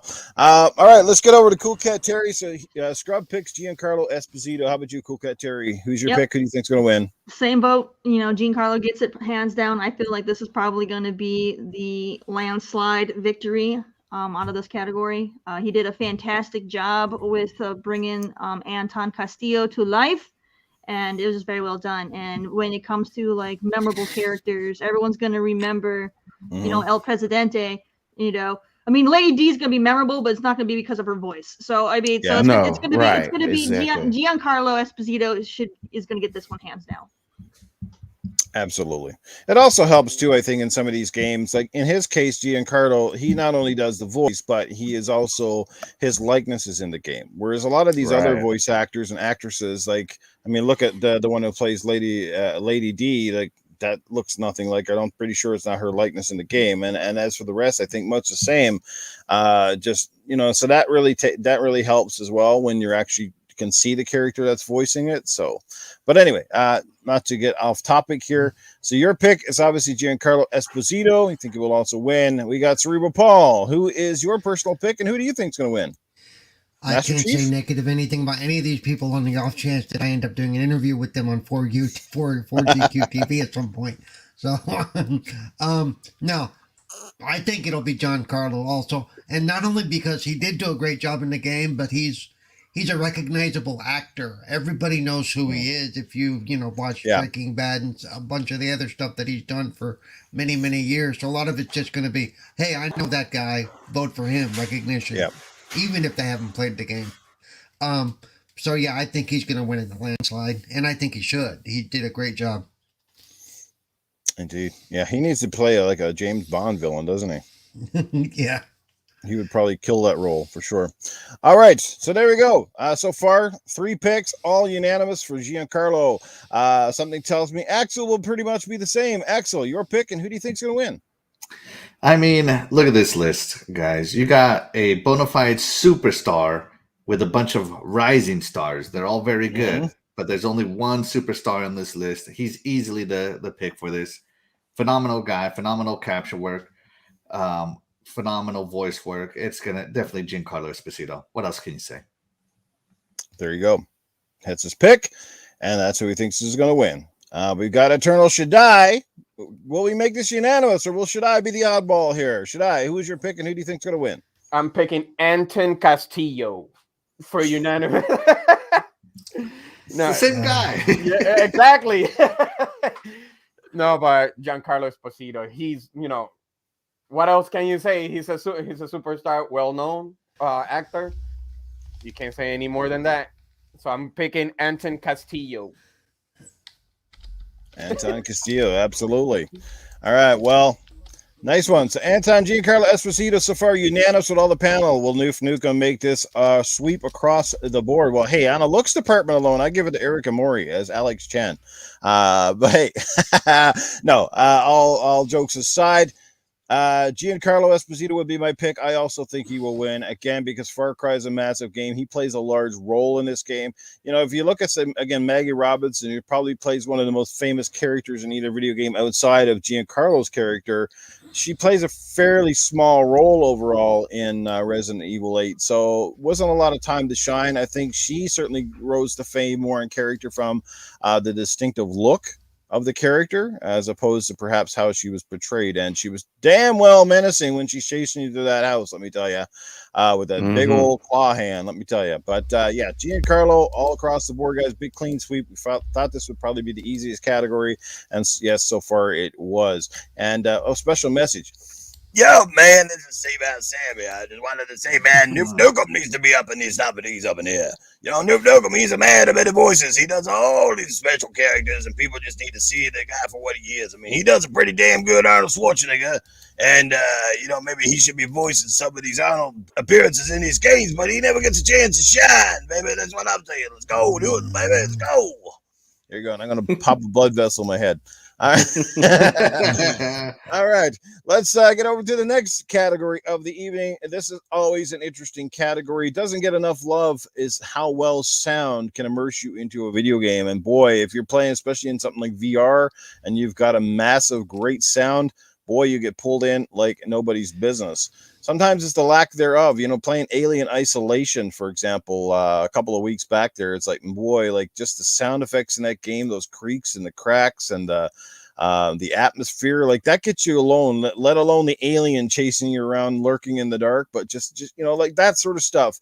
And there's so many great games, great soundtracks. But here are your nominees for Best Audio Design. Deathloop comes in on this one. Forza Horizon 5, Ratchet and Clank: A Rift Apart, Resident Evil Village, and lastly Returnal. So some heavy hitters in this category. Who do you think is going to be your pick, and who do you think will win? And which order do we start with last time? We started from the bottom over to the top, right? Last time. All right, so we're starting from the top and going to the bottom. So now Eternal Shaddai, your pick, and who do you think is going to win? Boy, this one is tough. Because I have on mine probably between Forza, Ratchet, and Resident Evil. But for me, I will actually go for Resident Evil Village, just because for me, every horror needs a really good audio, especially if you want to have those jump scares. What? There, yeah. Horror. What? He said it. Hey, I think we're all thinking the same. What did he say? No, it's not worth $60 if they don't have good audio, guys. Remember that. Well, actually, for me, how can I say? Like Dead Space, it had a really good audio. So for me, it will be Resident Evil Village. All right, and that's the one you think is also going to win? Correct. Okay, so Shaddai, same pick on both. He personally picks Resident Evil Village, and he thinks that one's going to win. Axel, which do you pick, and which one do you think will win? So there's only two on here that are contenders for me, and that's Forza Horizon and Resident Evil. And I'm going to go with Forza Horizon because the audio is so improved so much over Forza Motorsport 7 and even Forza Horizon 4. It's just phenomenal audio. The cars sound beefier. The engines sound better. Every upgrade you put on the car changes the way your engine sounds. When you're inside the cockpit, when you're outside the cockpit, when you're zoomed in, zoomed out, it's just phenomenal audio work here. The soundtrack, I personally enjoyed the soundtrack as well. It says audio and audio design, but I'm going to guess it mostly means the sound effects. But it also gives you the option to do prioritize car audio over music, and it's just a phenomenal game. You can really tell what's happening with the audio, and you can hear the dirt and everything moving around as well. All right, great pick. So Axel obviously picking Forza Horizon 5 on that particular one. Cerebral Paul, which one would you pick, and which one do you think is going to win? Forza Horizon 5 is what I picked for much of the same reasons that Axel did. Also, the fact that when you're going around the different areas, especially the track races, the sound, when you get near the grandstands and stuff, if they have music blaring, you hear the music like it's coming from outside the car. You hear the changes as you pass, as the sound changes because it's hitting walls and stuff from what you're passing. They did some great work on the sound design for that game. Probably some of the best I've ever heard, actually. As much as I like the sounds in things like Resident Evil and stuff, I think Forza took the biggest leap forward. I think it really deserves to win, and it should win. And I actually think it will win. So. Okay, so Paul picks Forza Horizon 5 and thinks Forza Horizon will take it in this particular category. All right, let's get down to Coolcat Terri. What's your pick, and who do you think is going to win? All right, for this one, I think Resident Evil Village is going to get this one. Just because when it comes to sound design, it's usually going to go to a horror-themed game that's going to win it. Just because when people think about immersion, they think about horror games because of, the spookiness factor and the atmosphere. So that one's going to get the vote. And Forza, they did a great job, but people are going to be like, it's just engine sounds, unless you're a car enthusiast, most people are going to be like, who cares? It's just like it's like Call of Duty with the gun sounds. I mean, unless you're a gun enthusiast and you can tell the difference between the gun sounds, no one cares. So it's gonna be Resident Evil. Terry, you're a car enthusiast. I am What a are you car talking enthusiast. about here? I am a car figured. enthusiast, but you know what? It bothers me though because the sounds aren't accurate to the right cars. So that's why I'm not picking it myself. If you actually listen to the cars, they do a good job making differences in the game, but they're not accurate in real life to the cars. So no.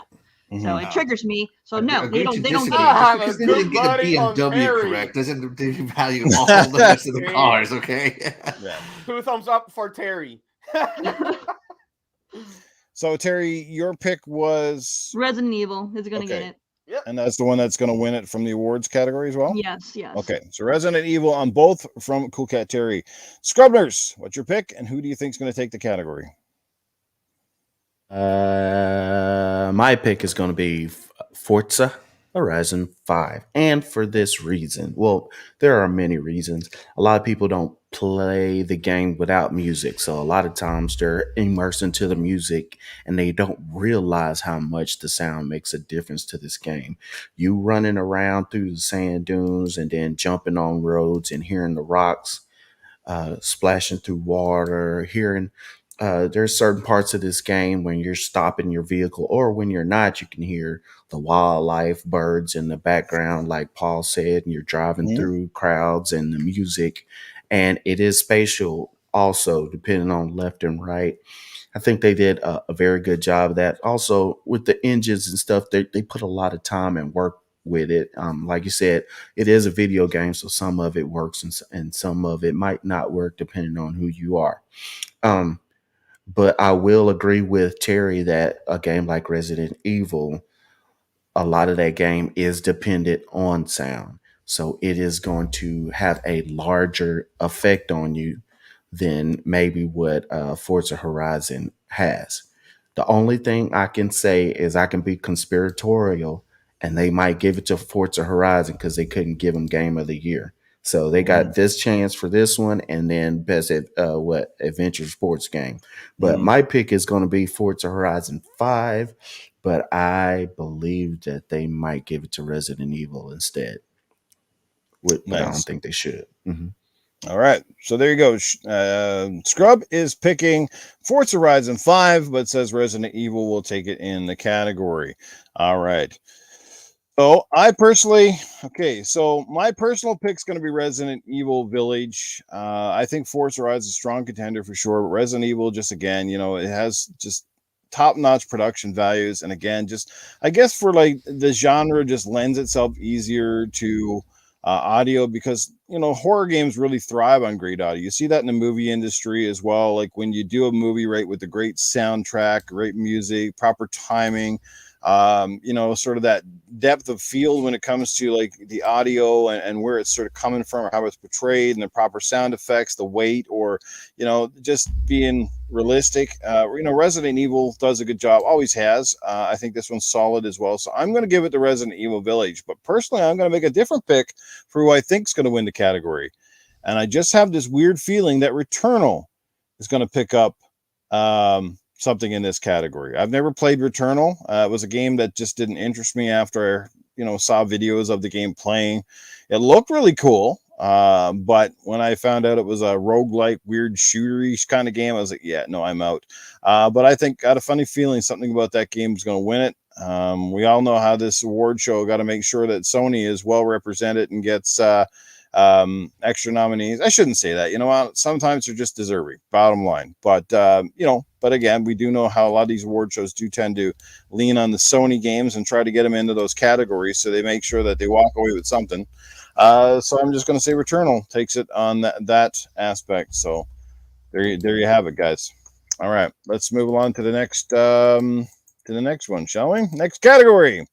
All right, this one is similar, called the best score in music. So outstanding music, inclusive of score, original song, and or licensed soundtrack. And that's kind of funny because in this category, I thought Forza Horizon 5 might be nominated, as I think they got some phenomenal music in there. But anyway, here are your nominees for best score and music. We got The Artful Escape. Second up, we got Cyberpunk 2077. We got Deathloop in there. Marvel's Guardians of the Galaxy, and Near Replicant. So, this is going to be an interesting. I can't wait to hear your thoughts on this one. Starting in reverse order again and going back to the top, we got Scrubners. Your chance to jump in first on this one. Who is your pick, and who do you think is going to win? The Artful Escape had some original music that I thought was great. I think Near Automata has a chance because it's more, score, orchestral kind of stuff mixed in. But my pick is going to be Guardians of the Galaxy just because they're following, it's a good game. They're following the same blueprint that they had with the movies. They're throwing in, regulars, original stuff mixed in with licensed music. They also have their own band in there. I'm not going to spoil it. That Star Lord's favorite band, they have their own type of music in there. It gets you in that 80s feel, and you get to the 70s, 80s feel, you get to present day, and it's still all through there. I'm going to go with Guardians of the Galaxy.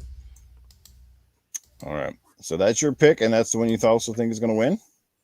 I want to say they might give it to Near, but I'm going to stick with Guardians of the Galaxy for both. All right, so Scrub goes with Guardians. Alrighty, on both particular ones, his and the category win. Coolcat Terri, which would be your pick, and who do you think is going to take this category? For me, it's going to be Guardians of the Galaxy. It's going to be my pick, and it's probably going to win just because of the fact that it uses licensed music that everybody's familiar with. So people are going to, it's going to be the easy vote versus a game that takes the risk of making original tunes. People are nostalgic. So when they hear these classic songs that they already know and love, that's the one they're going to vote for. So Guardians of the Galaxy is going to get this one. Okay, and that's your pick, and that's who you also think will take the category? Yes. Okay, so 2 for 2 on that one. Guardians of the Galaxy from Coolcat Terri. Cerebral Paul, which would be your pick, and who do you think will take it? My pick would be the first one there that I'm drawing a blank on the name because Artful Escape. It is very good. Yeah. Yes. Yeah. It's very good. It's very good and it's very engaging. But I do think it's going to go to the easy pick, which is Guardians of the Galaxy. And my issue with that is I prefer, even in my movies, like when you mentioned The Big Chill, everybody, I love that soundtrack, or Stand By Me, when all they basically are is greatest hits albums. You know, it is a nostalgia thing. There's nothing original about it. So it'll go there out of the nostalgia and the familiarity and, that's cool. But I don't think, to me, it's not deserving of an original soundtrack type of win type of thing. Yeah. So it'll probably win just because to me, it's the lazy vote. Yeah, I like that one,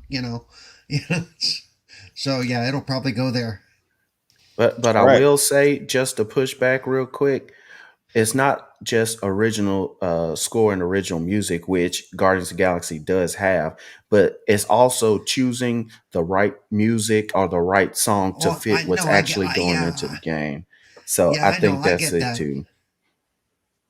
I get that. I just think, I wish some of the more original stuff would stand out, would be made to stand out more, Yeah, but I agree. Artful Escape is phenomenal with their music. Okay, so the Artful Escape from Paul, so a different pick on there, and yeah, I kind of agree with what he said about Guardians of the Galaxy there. Axel 1324, what would be your pick, and which one do you think will take the category? So I actually go out and buy game soundtracks for my vinyl player that I have, and out of all these games, the only one I bought is Cyberpunk 2077. It has a fantastic soundtrack. Say what you will about the game launching and Buggy Mess and all this other stuff. The soundtrack to it is phenomenal. Very futuristic, very cyberpunkish. Has industrial feel to it. All the songs that I've heard so far are original from great artists. So my personal pick is going to go to Cyberpunk 2077.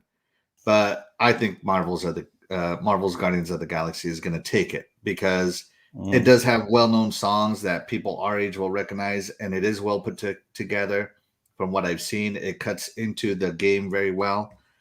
But my personal pick still goes to Cyberpunk. There you go. So his personal pick from Axel is Cyberpunk. All right. And we got Eternal Shaddai. What would be your pick, and who do you think takes it? Okay, I do believe that Guardians of the Galaxy is gonna win it, but my personal pick will be the Artful Escape because from what I have seen from the trailers, I never got the chance to play it, but from what I have seen and on the trailers or the case may be, I can tell that they will have original scores in there compared to a license like Guardians of the Galaxy. But my personal pick will be actually the Artful Escape. Artful Escape from Eternal Shaddai. Alrighty. And last, it is my turn to pick. I've obviously, as you can see on the screen, I've picked my vote goes in for Guardians of the Galaxy. And I guess the reason I pick it simply because of familiarity. Again, as Paul alluded to, it's sort of that nostalgia feeling. We know it's going to have a great musical soundtrack. I have not played the game yet. I do own it. I just been kind of waiting to play it. Maybe I'll leave it for another few weeks with so much things coming out so I can dedicate some time to it. But I think that's my pick. I do kind of agree with Paul, however, he has a great point that, perhaps more deservingly goes to a game with like all original content with original scores where they're not borrowing from something that's just, again, like your best hit soundtrack.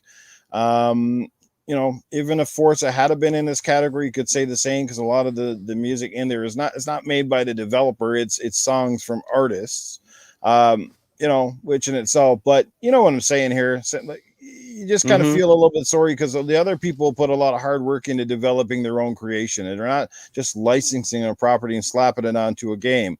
So I'm not saying that having some great tunes from well-known bands don't help a game or certainly add atmosphere, but I just think when these smaller developers, especially in something in case like the Artful Escape where you got basically a small indie game,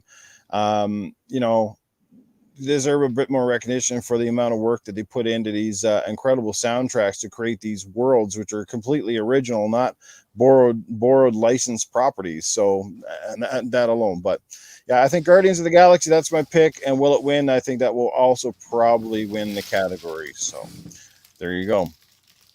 All righty. Let's move along to our next category. And we're getting into the heavy hitters here now, guys. A few more categories to go. This one is Best Art Direction. This will be this will definitely be a very interesting category. Lots of heavy hitters in this one. We got up first. It was just nominated in the last one. The Artful Escape. Second, we have Deathloop. Third, we got Kenna, Bridge of Spirits. We got Psychonauts 2 and Ratchet and Clank Rift Apart. All phenomenal choices in my personal opinion. Let's find out how our panel and the chat thinks on this one. So Best Art Direction.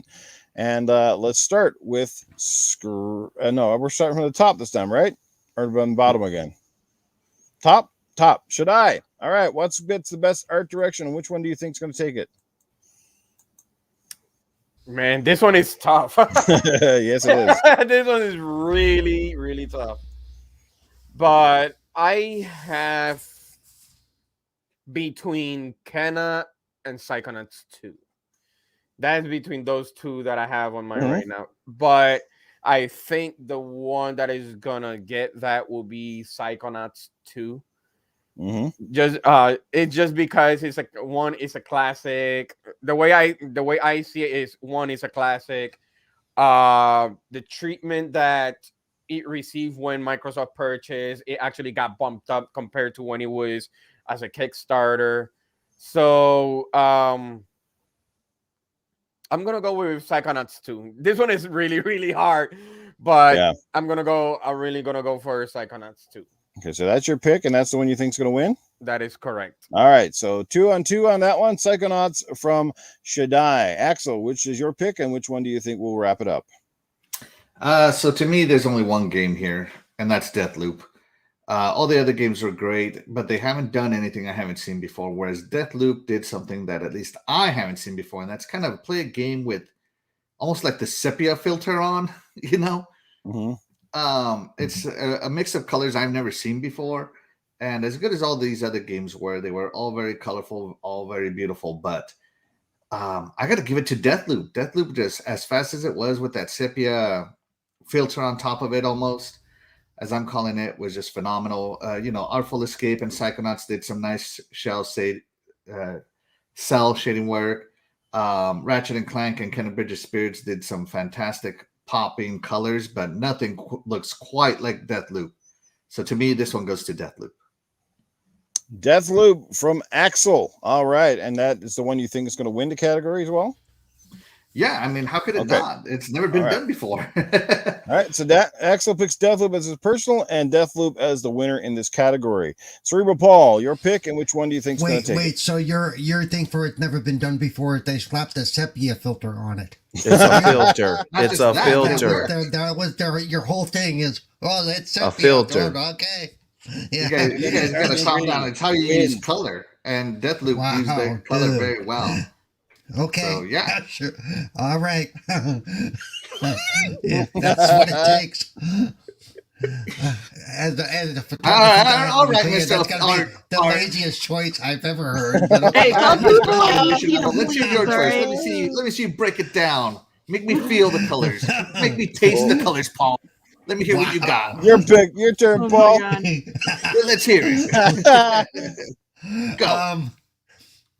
I think it's going to come down to Psychonauts 2 or The Artful Escape. And this is one that I could see going either way.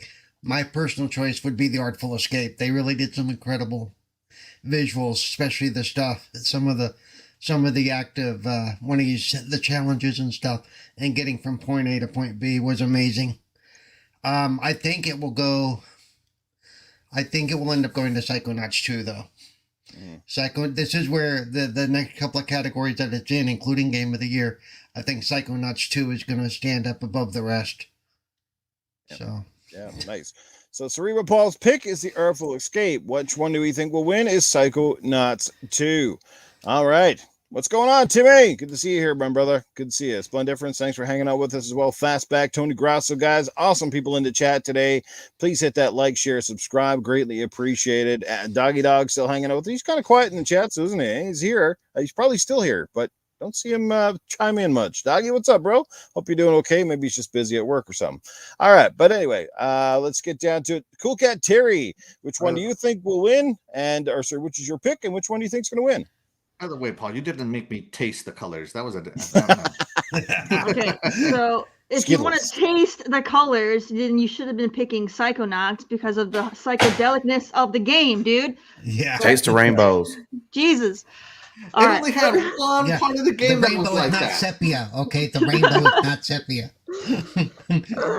But yeah, no, my pick is Psychonauts 2. When it comes to, looks of the games, no other game really looks like Psychonauts. They have their own style, whereas all these other games, they don't look special. They look like any other game, especially Deathloop. I'm sorry, Axel, but without even, you can boot up Deathloop and you can just tell from looking at it, it's a Bethesda game because Bethesda has that look that they just do for all their games. They don't make anything unique. So no, Deathloop is a hard pass for me. No.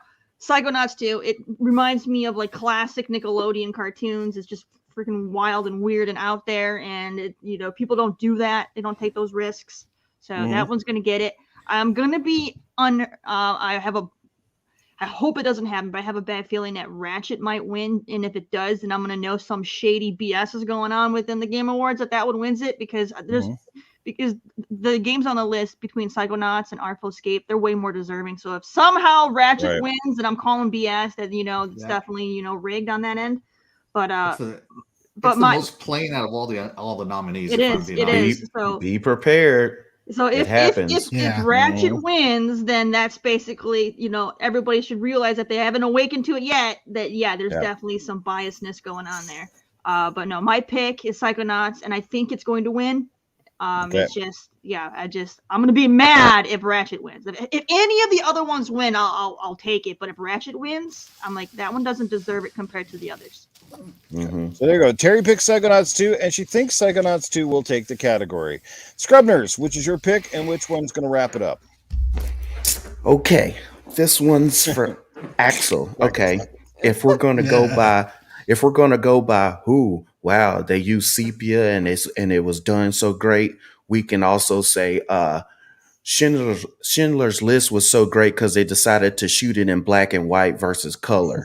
I mean, It was that's not actually, it was that's fantastic because it was in Shots black and fired. white. yeah, but that's not why the movie was great, because it was the story.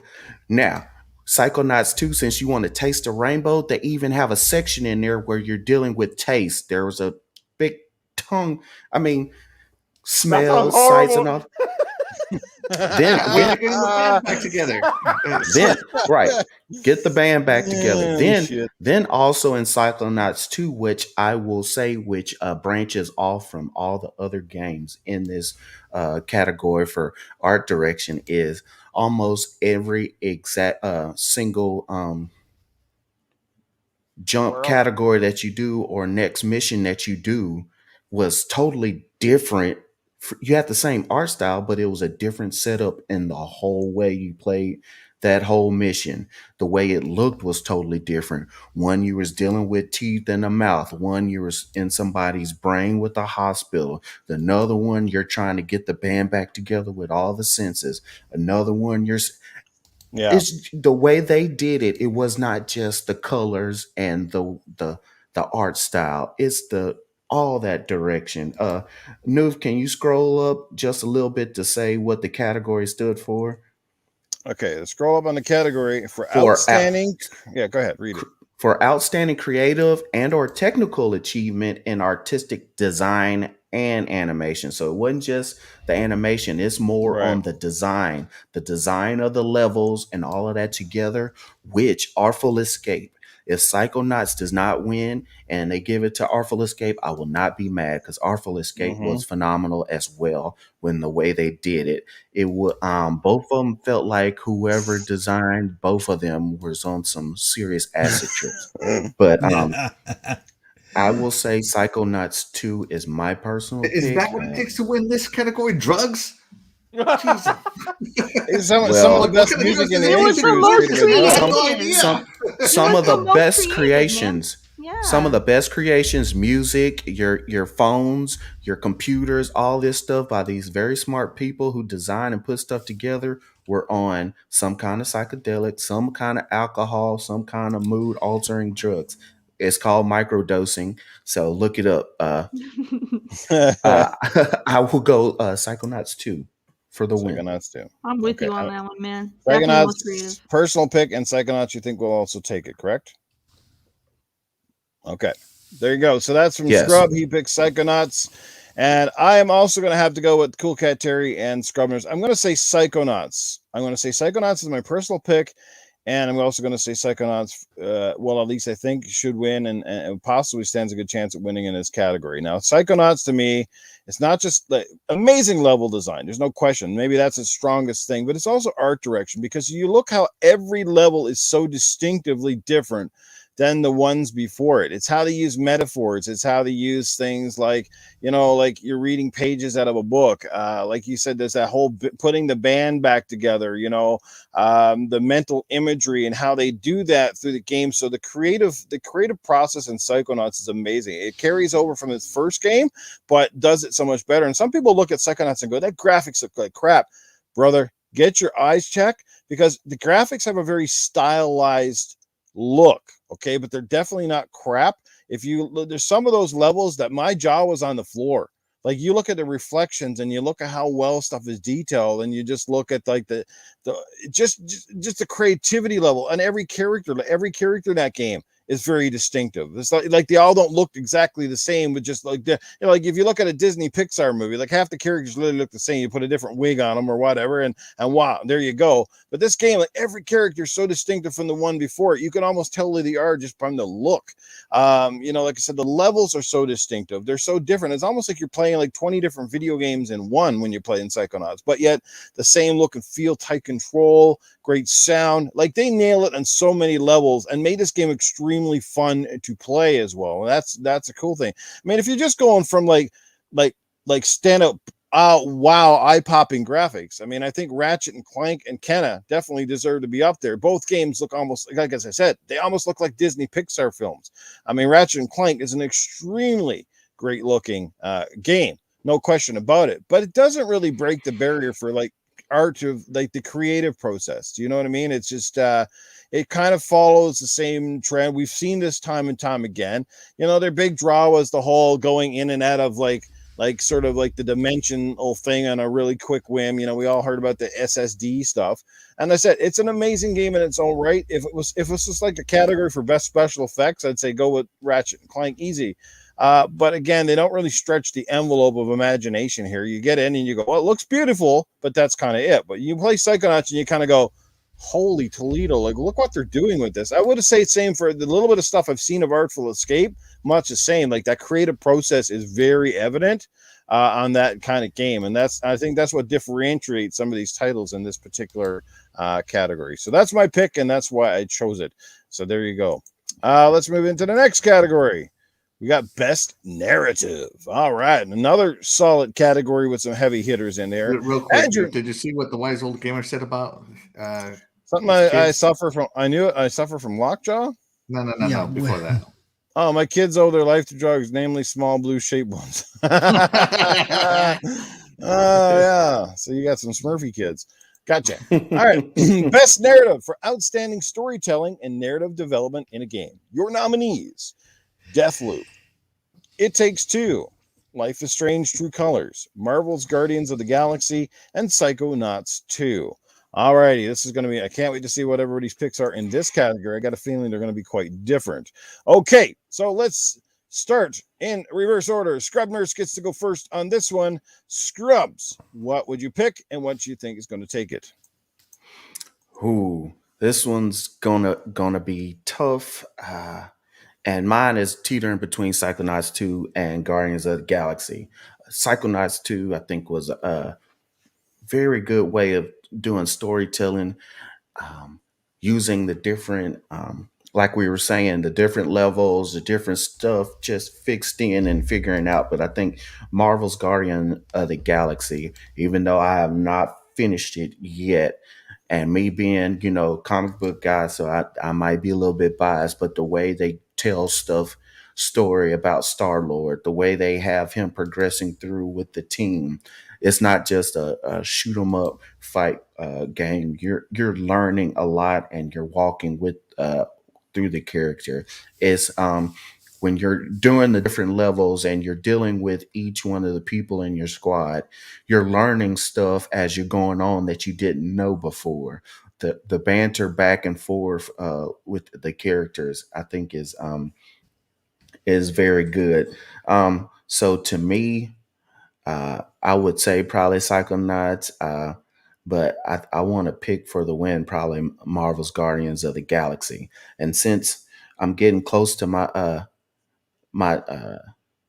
10 minutes, I'm just going to throw in real quick my picks for the rest of them if I can. It's just going to be real quick. I'm not going to give any more detail of it, but so that's my picks for Best Narrative, Best Game Direction, which is awarded for outstanding creative vision and innovation in a game direction and design. That's going to be It Takes Two. Okay. And then for Game of the Year, Game of the Year is going to be hard, but Game of the Year, I'm probably going to give that to It Takes Two again. And I think because it was so good and everybody's loved it, I've never heard a bad thing about it. It might pull off like the upset of the year, a smaller game just destroying everybody else. That's one of the games that carried everybody this year. So those are my picks. Good to see you guys. It's I hate when it gets to this time and I gotta run and we still got some more to do. But you know, I love hanging out with you guys. I got my responsibilities too that I have to knock out. So y'all no have problem, man. We understand. Well, great picks, though, man. I love your Best Direction and Game of the Year picks, definitely. And hopefully after next week we'll be able to dive in on them a little more next week, and we'll certainly let you have the early shot at taking a crack to break it down when the game show wraps up. So thanks for being with us, Scrub. Let people know where they can catch up with your content and where they can follow you. Oh, well, you can always check me out on Twitter, ScrubNurse3. You can send me a friend request if you want to, and play some video games on Xbox at Scrub Space Nurse. You can find me here on Sundays, and when I am available, you can find me at Gaming Beyond the Box on Wednesday nights at 8 7 p.m. Well, my time 7 8 Eastern. So you guys have a good weekend. Have some fun. Like I say all the time, man, tell somebody you love them because you don't know when you won't get the chance to. Go have some fun, play some games, and just have a great rest of the weekend. See y'all later. Well Bye, said. Scrub. Take All care, right. Scrub. We'll see you next See you, week, man. Scrub. All right, see you. All right. So just back to the best narrative. Scrub gave us his picks, and now we got Coolcat Terri. Which one would you pick, and which do you think will take it? Okay, my pick is for It Takes Two, just because when it came to the storytelling of the game, having to go back and forth between the two different characters, and then watching the characters develop and have that that character growth over time, it was very well done and implemented. When I look at the other ones like Deathloop, when it comes to games that have to do with time travel and stuff, they tend to get very confusing and they're hard to follow, so it's not very good. I can't speak on Guardians because I haven't played that one, so I have no opinion. Life is Strange, again, it's not really that big of a story. And then Psychonauts 2 had a good storyline, but it's not going to be one that's going to be memorable to people. And and for me playing it, it was easy for me to, it was predictable.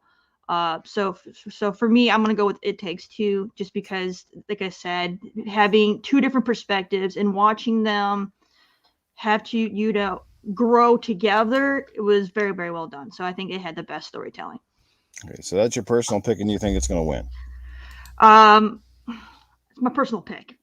Okay. More than likely, what's going to win is going to be Guardians of the Galaxy, just because it's Marvel, and Marvel outside of Avengers, Marvel tends to just get the easy picks. So Right. I think It Takes Two is the most deserving, followed by maybe Psychonauts, but I think Marvel, because it's the cheap pick, it's Right. going to get it. Okay. Cerebral Paul, which one of these would you pick, and which one do you think will take home the award? Actually, I'm gonna go with both, and I think Psychonauts 2 should get it. The narrative behind Psychonauts 2 and all the mental illness and stuff, which was the focus, all the different aspects, really should get more attention, and I think this game brought that attention. I think it should, and I think it would be my pick, and I think it should win. I really do. So there you go, short, sweet. Psychonauts on both counts for Paul. Yeah, now what Scrub Yep. picked? He picked It Takes Two, did he not, in this category?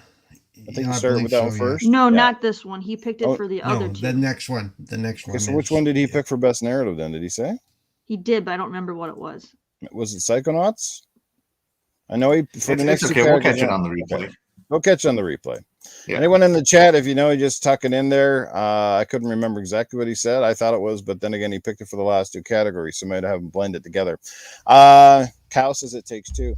I don't know if that means that's from Scrubners. Okay, Axel. Anyway, what one do you pick, and which one do you think will be the crowned winner? The one I pick is Psychonauts 2 because it told a very complete and memorable story to me, especially because it told it not just with the characters they had, but with the level designs as well.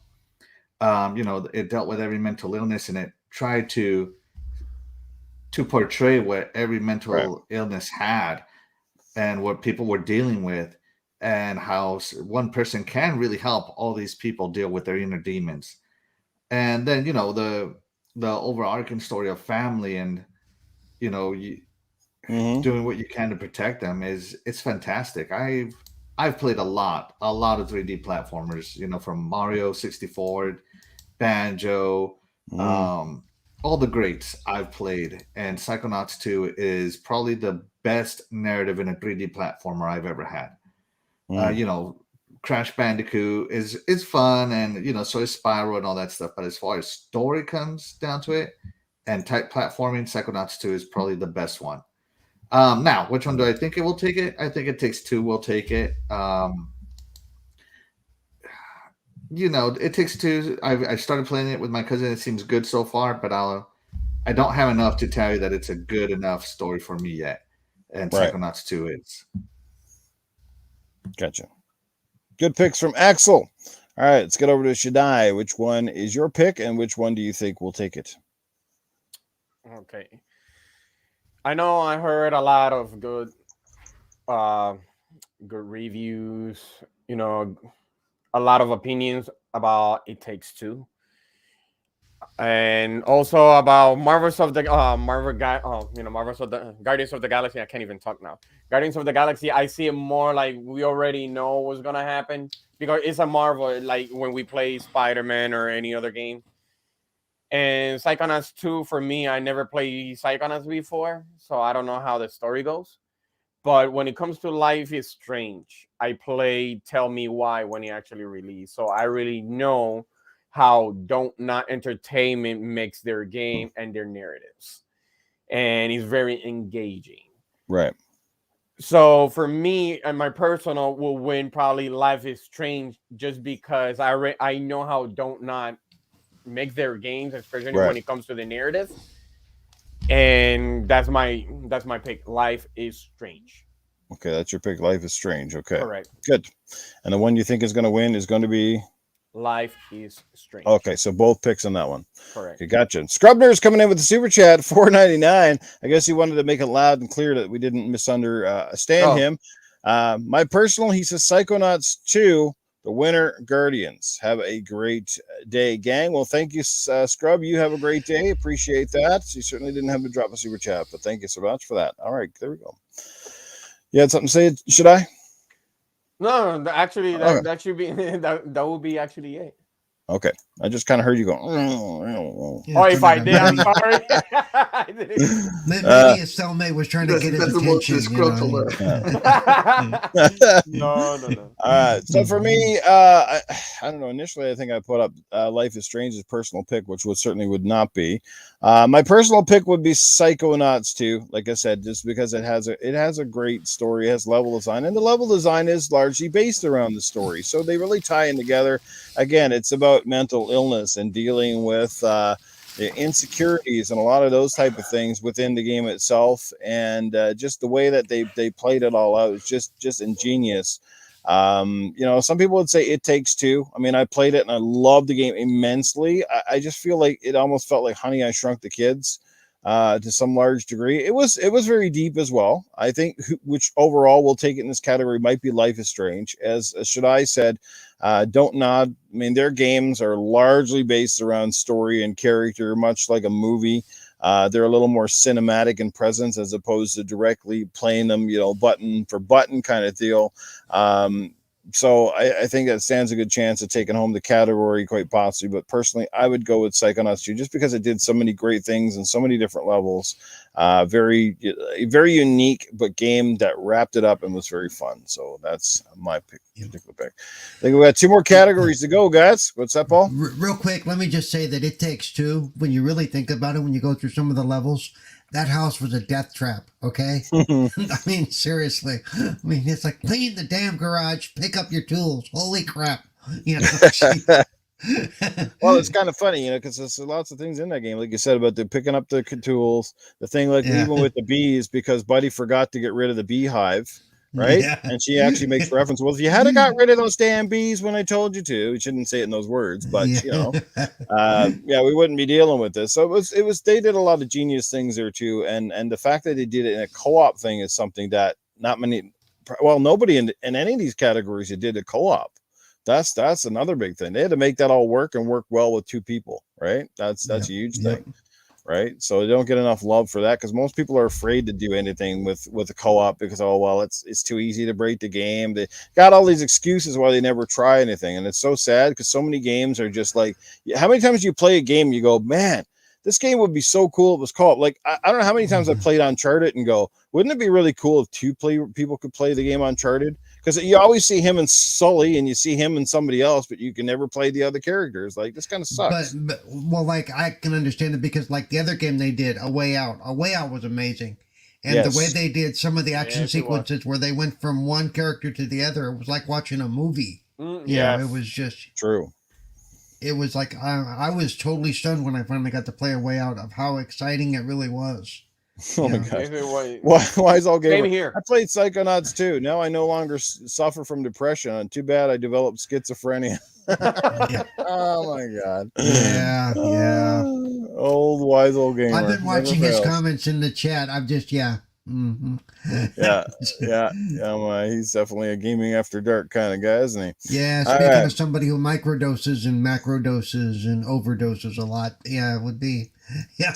All right, we're down, I think, to our final two categories before we talk just about our personal Xbox game of the year. Best Game Direction, awarded for outstanding creative vision and innovation in game direction and design. Here are your nominees: Deathloop, It Takes Two, Returnal, Psychonauts 2, and Ratchet & Clank Rift Apart. Again, a heavy-hitting category here. Let's find out what everybody's picks are. We will start now from the bottom with Coolcat Terri. Which would you pick, and which one do you think will take the category? This one, It Takes Two. I think it's my pick, and I think it should win. I think it's the most deserving. So yes, pretty much a lot of what I've said before. This one definitely had, it was very creative. Hazelight Studio does co-op best, because usually when you see co-op, they just have another playable character there. They don't do anything to really have like an evolution of co-op as a genre. Hazelight always evolves co-op. So it's just they deserve it for game direction, having the different perspectives and things like that. It's just, and having to actually have to work together versus just having somebody there with you, like co-op tends to be. The person's just tagging along, they're doing their own thing. It Takes Two in Hazelight games, they always make sure when you do co-op, everybody has their own specific part to play, and it impacts how the story is shaped. So it deserves it for best game direction in my view. Perfect. Well, I can't disagree with this. So It Takes Two on both counts from Coolcat Terri. Cerebral Paul, which one would you pick in this category, and which one do you think will take it home? Both counts going to be Psychonauts 2 again. I think Tim greatly deserves some credit for everything he's done in this game, from the level design to the game design, even to accessibility. Remember, this was a big deal for the accessibility crowd. Yeah, I was deep in the middle of that crap. So I really think, and remember, this is what was it? He's been working on this game for 15, 20 years, and we probably still wouldn't have it, but for Microsoft saying, hey, come here, become a part of us, we will, foot the bill. So and look at what he's done with the extra resources he had. So I really think it should go to Tim and this game. Great pick. So Paul picks Psychonauts as his personal and thinks it will also take the category. Axel1324, which one would you pick, and which one do you think is going to win? This is a really tough category for me, because when you read the description, awarded for outstanding creative vision and innovation in game direction and design, all these games are so good. It came down between It Takes Two and Psychonauts 2 for me. You didn't go for the sepia? They were. That was great too. Don't get me wrong. I mean, that whole dying and coming back. Do you have any good filters and coffee filter? Sorry. But I'm gonna go with Psychonauts 2. This is easily the best level design and gameplay that I've played all year.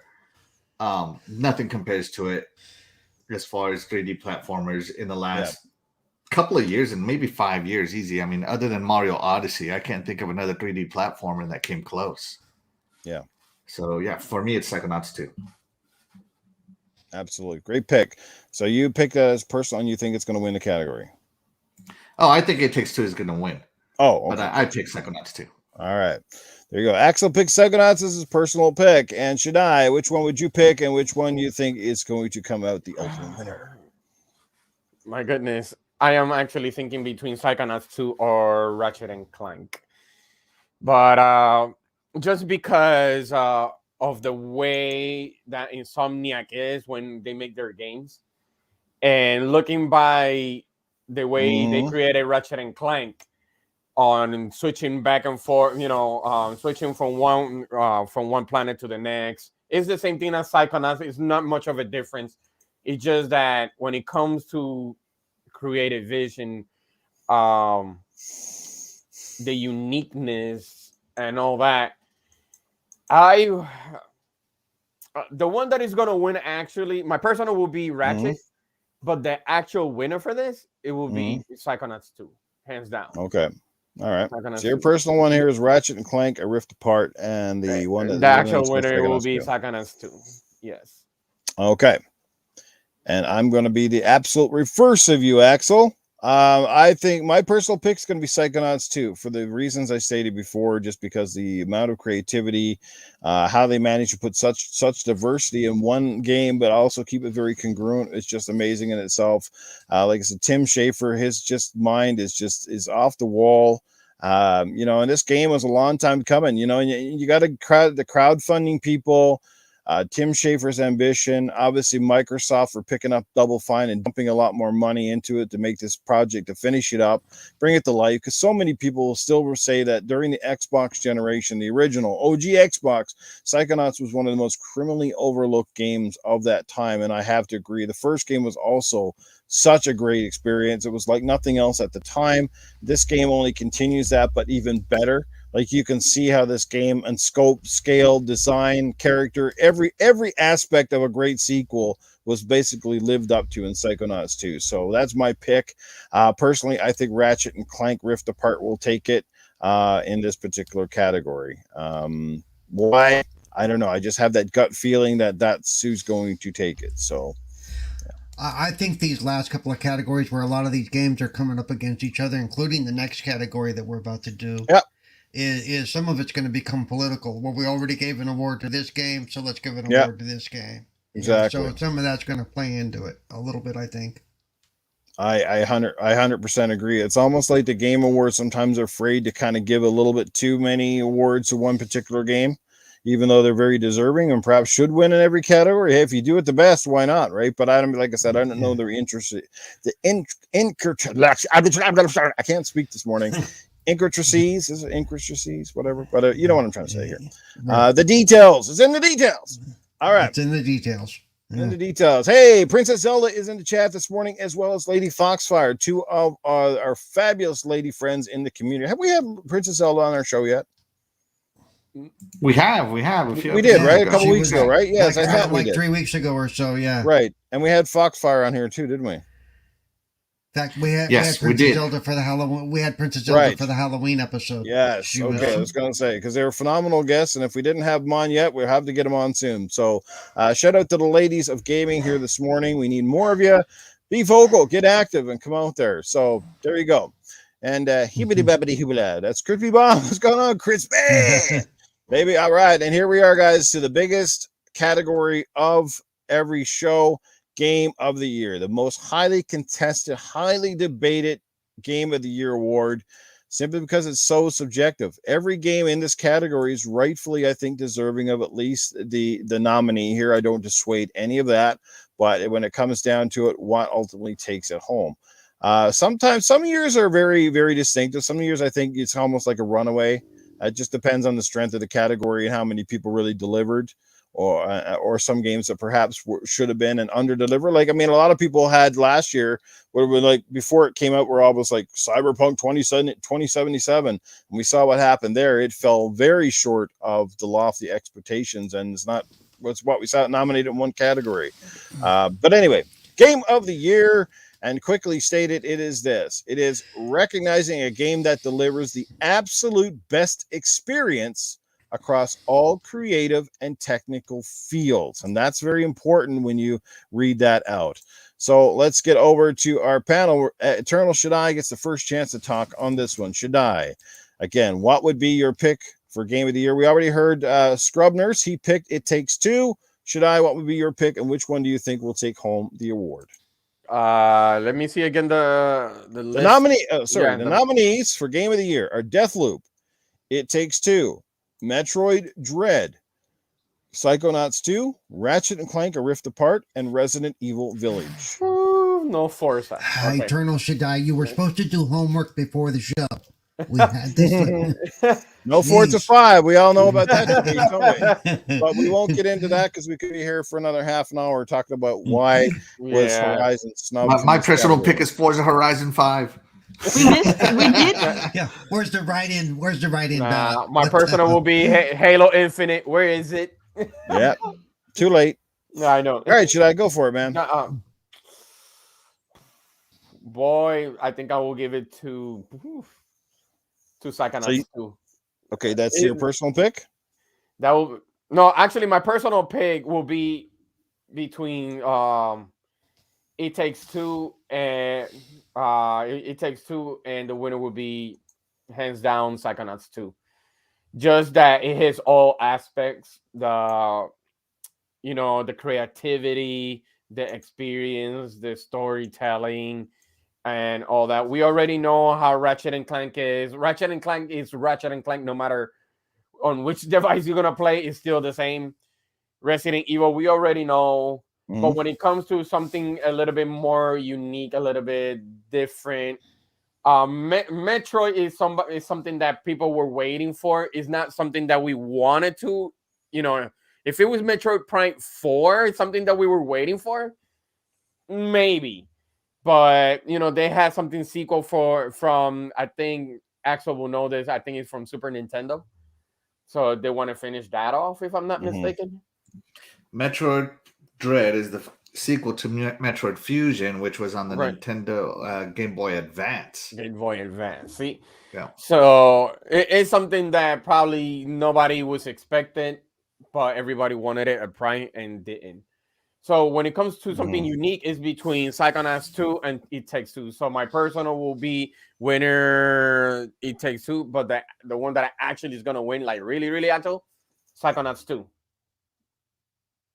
All right, so Shaddai's personal is It Takes Two. All right, and he thinks Psychonauts will take it in this category. Let's get down to Axel 1324. Which would you pick, and which do you think will wrap it up? So this one for me came down between 3 games, and that's It Takes Two, Metroid Dread, and Psychonauts 2. It Takes Two probably has the strongest story, the strongest narrative out of those 3.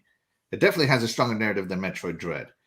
But gameplay-wise, I got to give it to Metroid Dread and Psychonauts 2, and gameplay is king to me. So now I got to think, okay, which one of these 2 has my vote? So I went with the better story because Psychonauts 2 not only had better gameplay, had great gameplay, but it also had better story than Metroid Dread. So my personal pick is going to be Psychonauts 2. The one I think will take it is going to be Metroid Dread because the gameplay is so tight on it. Like, it's easy to understand, hard to master. The level design was fantastic. Not a single piece was overdone. So Metroid Dread is a high contender, and I think it will win. All right, so there you go. So actually, you personally picked Psychonauts 2, but you think Metroid Dread will win it. Okay, there you go. I don't necessarily disagree on that one. You definitely bring up some great points. And plus, Nintendo hasn't had a lot of love and certainly hasn't had a lot of games in these categories in the last little while. And people love Metroid, so we'll see what happens. Getting down to Cerebral Paul, which would you pick? And which Cerebral Paul, look who's in the chat. First, let me say, yes, I have to, because he calls me out first every time he jumps in the chat, even though he's late again, because he's probably hungover again. Joe Dunmore is in the chat. Hello, Joe. Hello, and Joe. I'm yelling that way if you are hungover and had a head. I got your attention now, don't I? Yeah. He's going to scream at you every time he talks to you. All right! Joe, what's going on, brother? Good to see you in the chat, man. Great to have you here. Fantastic chat again. Once again this morning, guys, by the way, you guys rock, real superstars up in here. Thank you so much for your support. Again, please like, comment, and subscribe, all that good stuff. Even if you got to give me a thumbs down, we'll take any thumb we can get right now. All righty. Oh, that sounded wrong. Cerebral, go ahead, man. You're on the floor. Which one do you think? Which one would you pick, and which one do you think the Academy will give it to you? I would pick, for the previously mentioned reasons, I would pick Psychonauts 2. I think it's deserving of this. Now, one that hadn't been brought up, that was brought up previously, and given the way that the voting membership is for this, do not be surprised if Ratchet and Clank take this. Okay, I'm just saying. I think there's a good chance they will end up taking this award, just because of the way the makeup of the voting board is. I, like most of them, and most of them are from that side of the table, as it were, and whether they can be fair or not is a questionable thing sometimes. So I honestly think that I would not be surprised if it ends up going to Ratchet and Clank for this, and that Psychonauts picks up some of the earlier awards that they're also both in for. Okay. So there you go. Great pick. So Paul's picking Psychonauts 2 as his personal choice, but thinks that Ratchet and Clank will be the overall winner. Alrighty, Coolcat Terri, interested to see where you fall on this one. I got a feeling I know which one you're picking, but let's see if I'm wrong. Go ahead. All right, I know. Based on what I've already been saying, it's going to be It Takes Two. It's my personal pick for Game of the Year. Out of all the games I played this year, that was the one I had the most enjoyment playing. If Psychonauts 2 wins, I won't be angry because it was still, very well done. But I feel It Takes Two was the best gaming experience I had for the year, so that's my personal pick. However, I feel like I'm with you on this. More than likely, it's going to be Ratchet and Clank that wins. Just because, based on past history on how things tend to always go, it's going to be that one. And I also want to point out that one of those kittens just crawled up on my shelvings, and he's pushing everything off my shelves right now. No. Kittens. But I'm watching. I'm like, oh no! All of a sudden, you see a book come down on her head. Dunk.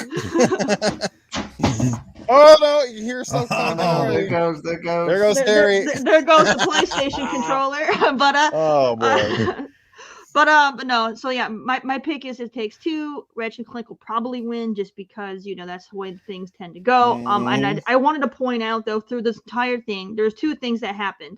One, we didn't go over the sports category, which I think we all would have been unanimous and would have picked Forza on that one. And then was that even in there? It is, but we somehow missed it. But yeah, it's in there. Also, the lack of recognition for Nintendo yet again. Like Nintendo always has very good games, but for whatever reason, they always kind of get blurred over in the Game Awards outside of if they have like a big game like Zelda.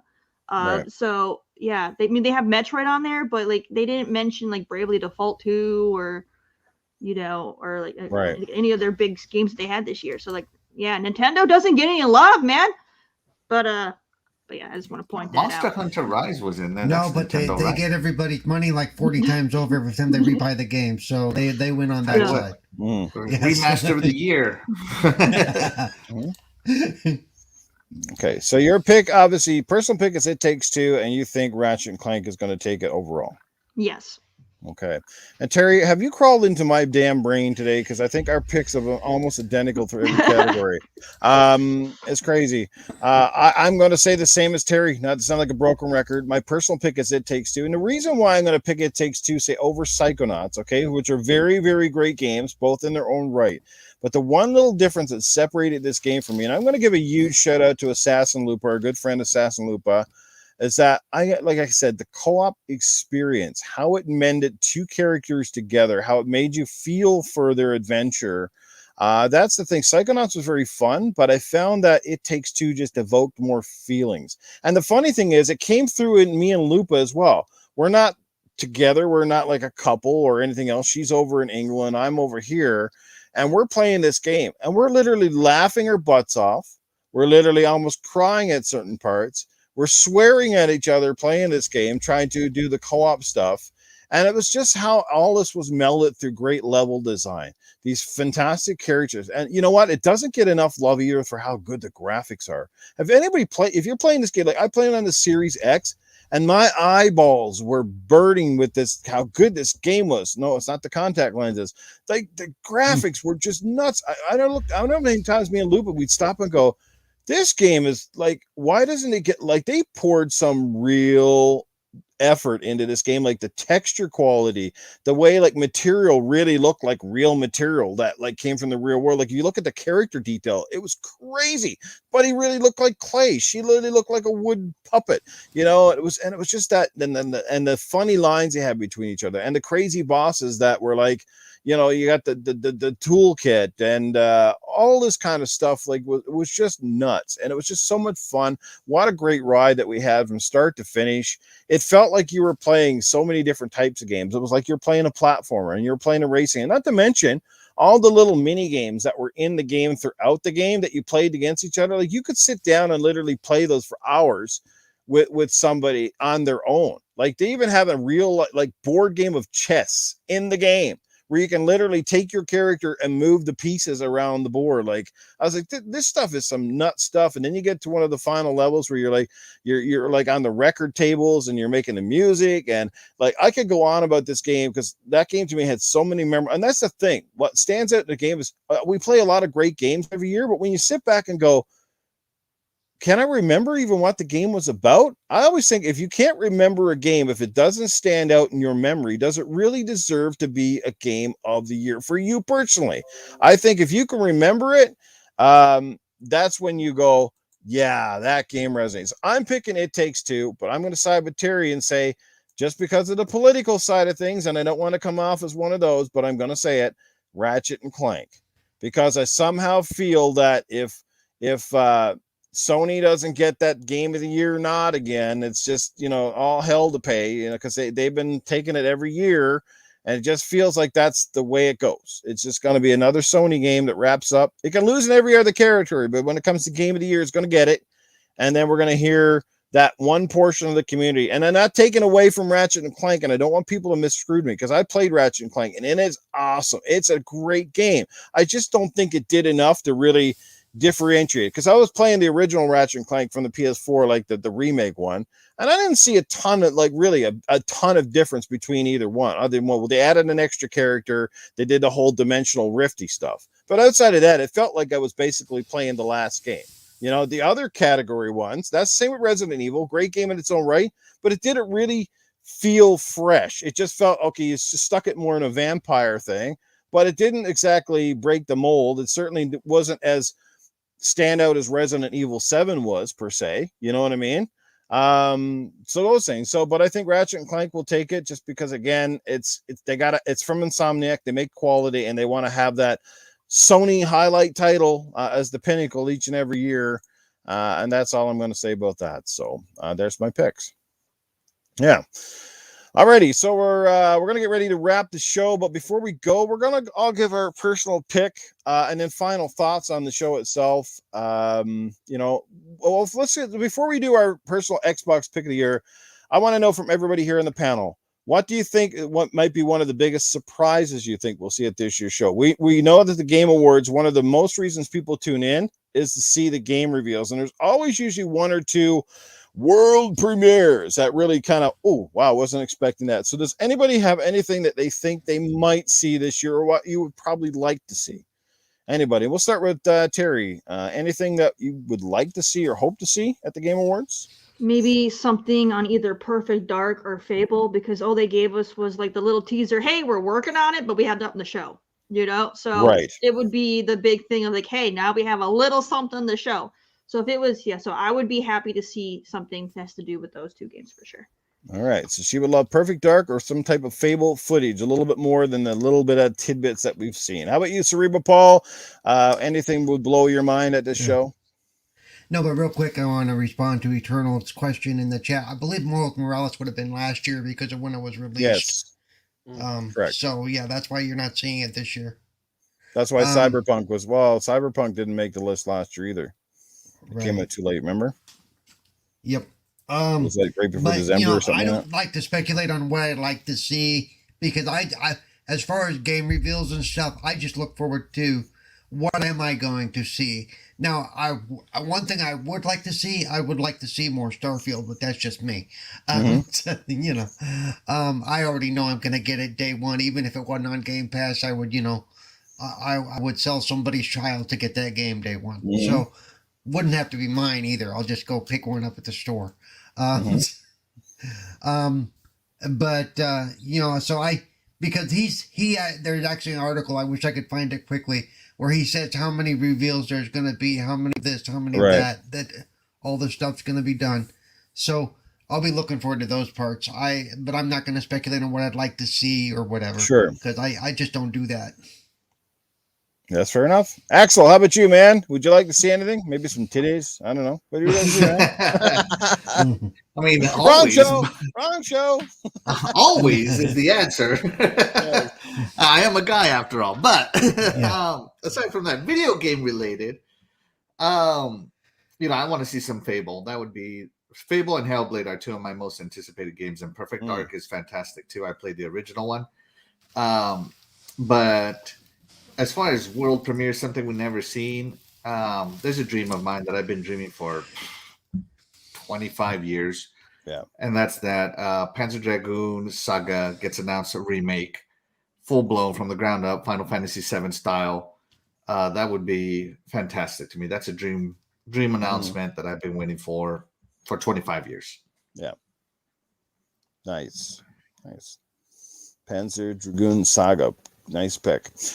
Eternal Shaddai. How about you, my friend? Anything that you would like to see or hope to see perhaps at the Game Awards to reveal, or et cetera, et cetera? I think we can safe to say we won't see any new hardware unveils this year. No. What was, I don't know what's next. That The PlayStation mid-gen refresh will be coming. Hey, I'd be happy, you know what, if they had an announcement that came up during the awards. After the show, PS5s and Xbox Series X's are readily available at your local retailer. That would be nice. Pretty much. So there's a possibility that they're going to show Hellblade 2. So that's one of the rumors. But for me, what I would like to see is finally, the game that Compulsion Game's supposed to show and they never did. So if they show it today, I'll be very surprised. That's supposed to be like a third-person shooter, some type. And I will be very surprised for Compulsion Game to finally show some type of trailer of what they're doing. So when E3 gets here next year, we get the chance to see a gameplay. But also to see for the first time Avowed, to see how it is. And I know it's going to be years and years away, but at least give us a glimpse of Avowed. But for me, the most is Compulsion Games. We need to see something from them. We haven't seen anything for quite some time. Great pick. Something from Compulsion. They must be pretty close to having something ready. Absolutely. All right. And for myself, there could be a couple of numerous ones. I will say I'd be happy with any of these. But first and foremost, Fable footage. Real footage of Fable. There's no other game that I've been hoping for from Xbox outside of Gears and Halo as much as Fable. So Fable would be my number one. I want to see some actual footage. I want to get excited. I want to get hyped for this franchise. And knowing that it's coming from Playground Games, that gets me ultra excited because these guys are just making magic when it comes to Forza. I like to see how they can take some of that talent and lend it to the magnificent franchise that is Fable. And I think if they got some guys, you know, some of the ex-Lionhead guys working with them, I think they'll be okay. I mean, it comes down to Fable. It's just storytelling and then art design. That's going to be the key for Fable. Always has been. We got a lot of people that say, oh, Fable should be sort of like ultra realistic. And I totally disagree because I think what made Fable unique and great was the fact that how they did this great graphics, but had them in a very stylized looking way that made them humorous and made them memorable and that humor, right? That humor that we love so much, you know, the demon doors and all that sort of stuff. That's all going to come back and be a part of that phenomenal series. So Fable first and foremost, but I'd be very happy to see a little bit of Perfect Dark if possible. Even more so, I'd be excited to see something from Indiana Jones. And by God, if Rare would ever get back to its former glory and ever dropped and say something, guys, you know what? We heard the fans. Guess what? Guess who's back? Banjo-Kazooie, something like that. Banjo Conquer. Man, either one of those would make me super happy. I think a lot of fans feel the same way. Like, you know, when you're sitting on gold mines of franchises and you need more platformers in your portfolio, how can you ignore them? I mean, that's what I'm saying. Like, that's the one area right now that Xbox is a little shy on is great platforming games, especially from first party. But didn't they ask them that why they're not making Banjo, and they said they don't want to focus on that? They rather have somebody makes it for them, like they did Yeah, and it's with frustrating. Battletoads. It's That- frustrating. I'm like, if that is the case, if they make a new banjo, I'd rather give it to Platonic Games because they're the one who made ukulele, Right. and they used to work for Rare. So I'm like, if they're gonna do that, might as well just give it to them, and we could get a They're banjo. not on their Xbox though. They had to buy those guys or something. Unless you want to just license out the property, but yeah. Anyway, that would be some of it. And you know what? There's got to be something big from Bethesda. I would not be shocked at all if we don't see some sort of huge announcement from Bethesda. They've been a little bit quiet, and they're normally known for those big surprises. And who knows? Maybe we'll get our first look at the Elder Scrolls 6. Possibly. We know it's got to be well into development at this point. Xbox exclusive. Or we get Skyrim 30th edition, super extra high resolution definitive edition of Skyrim, refrigerator edition as well. You know, Alexa edition. Alexa edition, voice activated Skyrim. Yes. Oh my God. Yeah, that would be really cool. Anyway, let's end out on the show and let's talk about our favorite Xbox game of the year. What was the number one game that you played on Xbox this year, first party or otherwise? Something that you're really proud to put up on the pedestal. I think I know the answer from a few of the panel members. Terry, you got your hands up, or are you just reaching for your cat? Both. No, I'm stretching stretching? and everything. All right. Yeah. How about you want to go first, Terry? What Sure, would be I'll go your first. number one Xbox game of the year? And give I'm gonna me pick your overall, and give me your top one from Xbox Studios. Xbox Studios. So something that Oh, you you're played making from her an Xbox think now. studio. She's like, oh crap. That I could be- honestly don't know anything. I'd say the most logical one is going to be Yeah. Forza Horizon 5 for most people. No, well, Psychonauts 2, that's Xbox Studios. Double fine. But that would be including Deathloop because it's Bethesda. Yeah, but Deathloop is not on Xbox at this point, though. But you could pick it as overall game of the year if you played it on PlayStation. But it's a Microsoft Studio. You know know that. the complications here. Deathloop has zero accessibility, so they can bite me. Yes, you can. For me, I brought it up earlier. Biomutant. That game was very well done, and I'm very mad that game didn't get a single nomination. Not a single nomination, and that's offensive. All right, it should have at least been nominated. You know. So yeah, no, Biomutant hands down definitely is, probably one of the highlights of the year for me outside of It Takes Two. But I've already talked, It Takes Two's got plenty of nominations, so I don't really need to talk about them. Biomutant deserved nominations, and they got the shaft. Very upset about it. Xbox Studios, I don't think there's anything from Xbox Studios that really. What? Yeah. Psychonauts 2 then? Not. And for you this have a year. Windows PC, you should know. I mean, Ooh.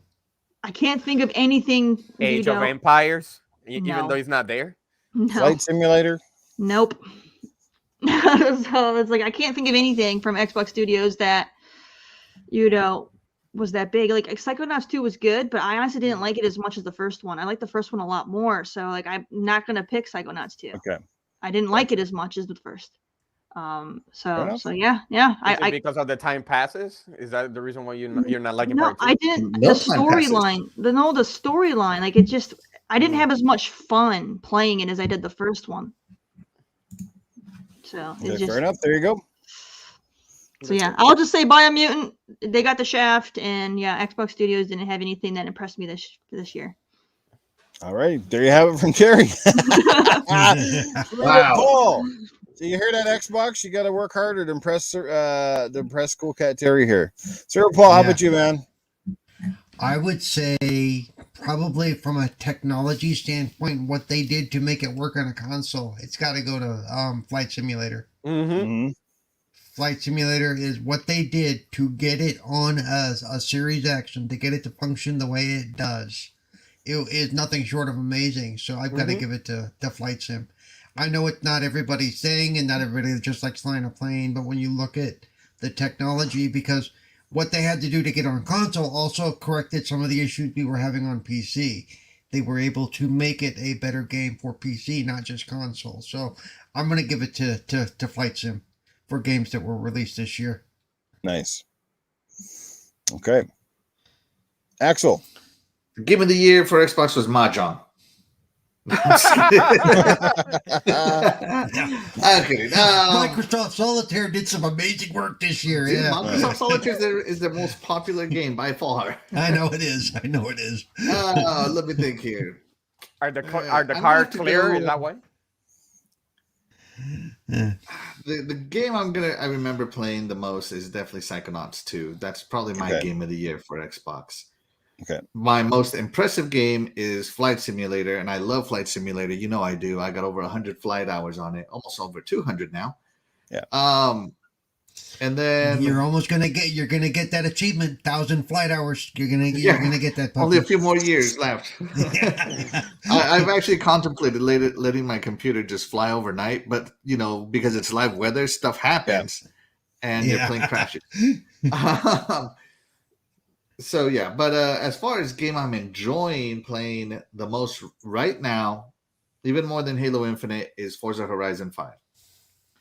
And the reason I love playing Forza Horizon 5 is because I can do PvE events. Me and my friends can just race against the computer as a team.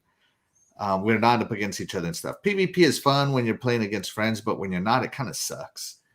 And Halo Infinite doesn't have any PvE modes right now. They don't have that Warzone or Firefight. Sorry, the Firefight mode right now in it. So once they add Firefight, that'll probably change. But for now, I would say the game I'm playing the most and looking forward to playing the most is Forza Horizon 5. Forza Horizon 5. Nice. Yep. Good picks. Let's leave it off now with Eternal Shaddai. What would be your overall game you best played it on Xbox, and which one from basically a first-party Xbox studio? Boy. Not for the only one that I play from Xbox, that will be Flight Sim, because for me it was the first experience that I had for flight. I never played Flight Sim. I heard about it before, but since I'm not too much, me personally, I don't like playing on the PC side. But when it was ported to the console and I tried it, it was actually different. It looked really, really good. That technology, like Paul said, that they use and implemented in the console was really, really amazing. By using the Bing maps, everything, the Azure is, it's something that I never seen a company use on a console, because we usually hear that there's a lot of limitations on a console, but now we get to see for the first time how how it's being utilized on a pretty much powerful console right now. And I cannot imagine other games being used that that type of technology in other games in the future. So for me right now, it has been Flight Sim, even though I play somewhat, I don't know if you want to call it for this year, but Gears Tactics, just to try it out from a first party point of view. Like I said before, I'm not into the racing for Forza, even though I do respect it. I'm not into that. But for me, it's Flight Sim. It's really Flight Sim. Absolutely. Great picks from everybody so far. I'll end up by just saying real quick, like, my game of the year overall, obviously, was, It Takes Two, which could be played on multi-plat, but obviously I played on Xbox and enjoyed it. My game of the year overall. Very tight competition, though, because I like so many this year, and I haven't played everything that came out. So it's, so it's almost by default, it's It Takes Two, but I had so much fun with that game. I look forward to beating it many, many times. And if anybody wants to play it, just let me know. I'll be happy to go through it with you, and I can show you some of the, the things that Lupa showed me, to find all of the, the mini games and stuff like that. So just let me know. I'll be happy to play it with you. It's a lot of fun. And I think from an Xbox perspective, from Xbox Studios, obviously, once again, it's a multi-plat, but it had to be Psychonauts 2. Just because the game was so fun, it did so many things right. It was just a standout game. Forza Horizon 5.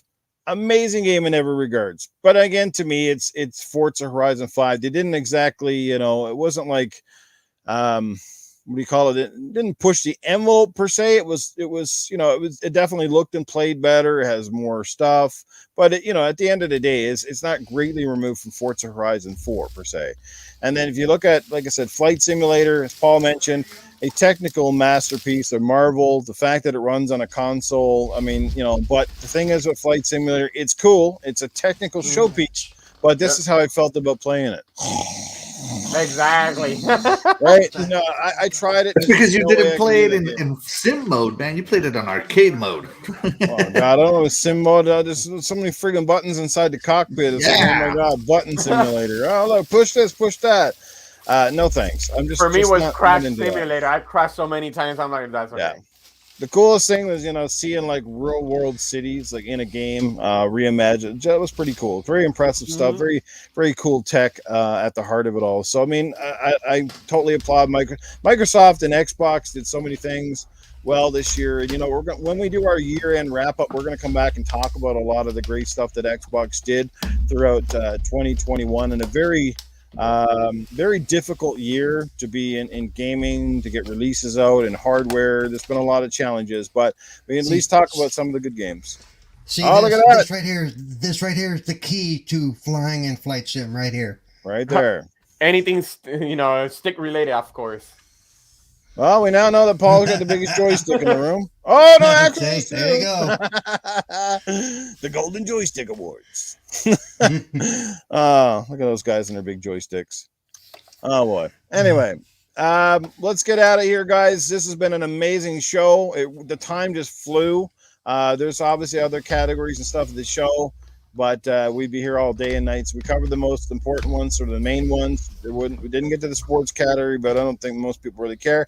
And hello there. I can't see on the screen here. Hello there. Shaddai's got his kid in there. Hello.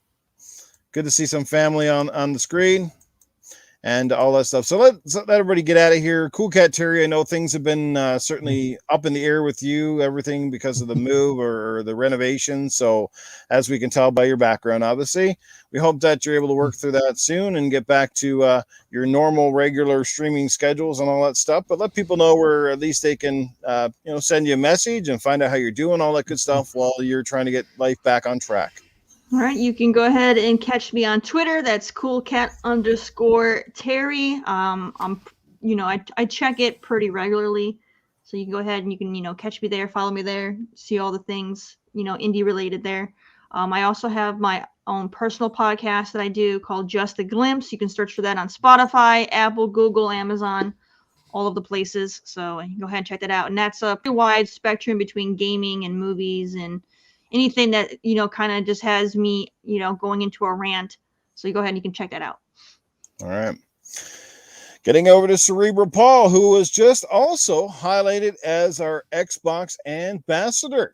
So speaking of, he's got the hat on his head, Xbox ambassador, for you guys wondering. So Paul, tell us about that and where they can check out your content, what you got going down.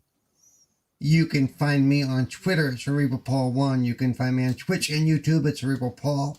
On Sundays, I'm on this show. I also, when I'm up for it, and I do later this afternoon, I'll be doing the Flemish Experience.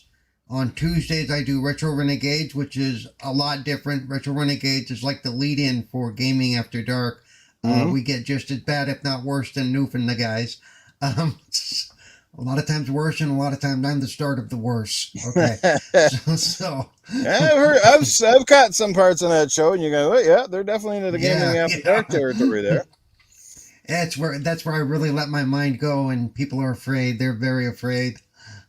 Then on Thursdays, of course, I do my respectable podcast, 4GQ TV, where they almost think I'm human. And so that's where you can find me. Now I was the Community Champions Ambassador Spotlight of the Week. And really, if you've ever thought about being an Xbox ambassador, it's a cool thing to do. Go to xboxambassadors.com or just search for it and sign up and look into it. You don't really have to do anything, or you can get as involved as I do, and you can become a part of something bigger, a part of the community. It's really kind of cool. In my case, I have a whole focus. The accessibility thing is my focus, but it's not everybody's focus, and they're not as, not everybody does as much as I do. And it's a free gig. We don't get really anything out of it. So, yeah. If anybody wants to start paying me, though, that's handy. And I'll tell you what my PayPal is. No. So y'all have a great week, and I'll see you next week. Absolutely. Indeed. All righty. And Axel 1324, you've obviously got your own little podcast happening on Friday nights and some other stuff going down. So let people know what's happening. Absolutely. Don't First use and the term foremost, going down with Axel. Don't use the term going down with Axel. all right. So, first and foremost, I podcast every Friday at 8 p.m. The Iconic Video Games Podcast, where myself, Doggy Dog, and Princess Zelda just talk video games. No consoles, no services. All video games are eligible for discussing. So, also, you can catch me over on Twitch at Axel1324 Gaming, while I will start streaming more here soon as my setup gets a little better. And then you can catch me on Twitter and on Xbox just at Axel1324, exactly how you see it displayed right now. Mm-hmm. There you go, guys. Go give them a follow and go check out that podcast. Eternal Shaddai, you got some stuff happening as well, and certainly been doing some rounds in recent weeks on various podcasts and stuff. We love your enthusiasm, seeing you getting out there, brother. So let people know where they can catch up with what you got happening. Yeah, I never have those type of experience before. It's something new. So it's good to hear everybody's point of view. But people can find me at Twitter at Eternal Shaddai, also on Xbox console at Eternal Shaddai. Mm-hmm. I'll be doing streaming on Twitch here and then. Last night I did it with my daughter. She was playing Mini Ninjas, and it's ET Shaddai, just in case. Mm-hmm. It's abbreviated for Eternal. It doesn't want to fit for some reason. And I'll be doing podcasting in Spanish on Facebook and also on YouTube called Cultura de Mancos. So I'll be doing that. And here on Sunday, so I'm pretty busy. So pretty soon I'll be playing that Halo, playing with you guys, and ready for that community, game night. Community game night, absolutely. And just a few community announcements. Obviously, this is Halo Week coming right up here, December the 8th, folks. And then on December the 9th, it's the Game Awards, as we talked about all shows. So check those out. Hope to see lots of people on Halo. I know we won't find Terry there, but that's okay. You never know. Maybe we'll coerce her to at least join a community game night sometime just to jump in and have some fun with us. I think she might enjoy it regardless. So we can always cross our fingers. But in the meantime, yes, community game night, it will be again next Saturday, and I should be back for that. I haven't picked a game yet, but it could possibly be Halo. We'll see. Got to switch it up a little bit too. Can't be Halo all the time. Some people might say it would be. But anyway, you guys know where to find me. Obviously, we're out here hanging out with this amazing panel, including Scrub Nurse as well. If you're looking to catch up with Scrub, like I said, don't forget all of our links and stuff are in the comments below in the description on the YouTube podcast. Shout out to our amazing chat. You can also find me Tuesday nights on Gaming After Dark. And guess what? You know what? We're 26 episodes in. I think we'll just be under 30 by the time December ends. We got two more shows according to the, let me see. We got 2 more Sundays before Christmas. And we will have obviously one more after that before we hit the new year. So 3 more shows in total to end out 2021. This has been a phenomenal year for Good Morning Xbox. We appreciate all the love and support. We've heard nothing but great stuff from everybody. And I love, I love how I've seen my panel grow in other avenues. It's been amazing to see like everybody taking on different stuff and growing. And, I'm proud to say, not to tap my own horn, but I've been a little bit a part of that. And I'm happy to be a part of everybody's progress moving forward and how you've also helped me. So it's been a mutual thing. I couldn't do this without you guys. So I do love my panel. You guys are amazing. And again, the chat as well for the support along the way. Now, I've said many times we want to do some giveaways. And I tell you what, because it is the Game Awards coming up, what we're going to do first thing in the new year after the Game Awards is done, whichever game wins Game of the Year, we're going to do a giveaway for that game. Okay? So I will pick up that game and I will send you either a digital or physical copy, whichever that you prefer. We'll try to make that happen. So we will do that like really early in the new year. once we get a game award picked, something like that. And or we might do a different giveaway if nobody really cares for that game of the year. Maybe it might end up being a PlayStation game. Maybe nobody has a PlayStation, but we'll figure something out. But we will do a giveaway first thing in the new year, courtesy of Good Morning Xbox. So I promise you on that. But that's about it for us. We look forward to seeing you back here again next Sunday. We'll have some regular topics and all that good stuff. And that's about it. Until then, guys, take care. Have fun. Thanks for hanging out with us. And we'll see you soon. Cheers. Have a Bye, great everybody. morning. Bye.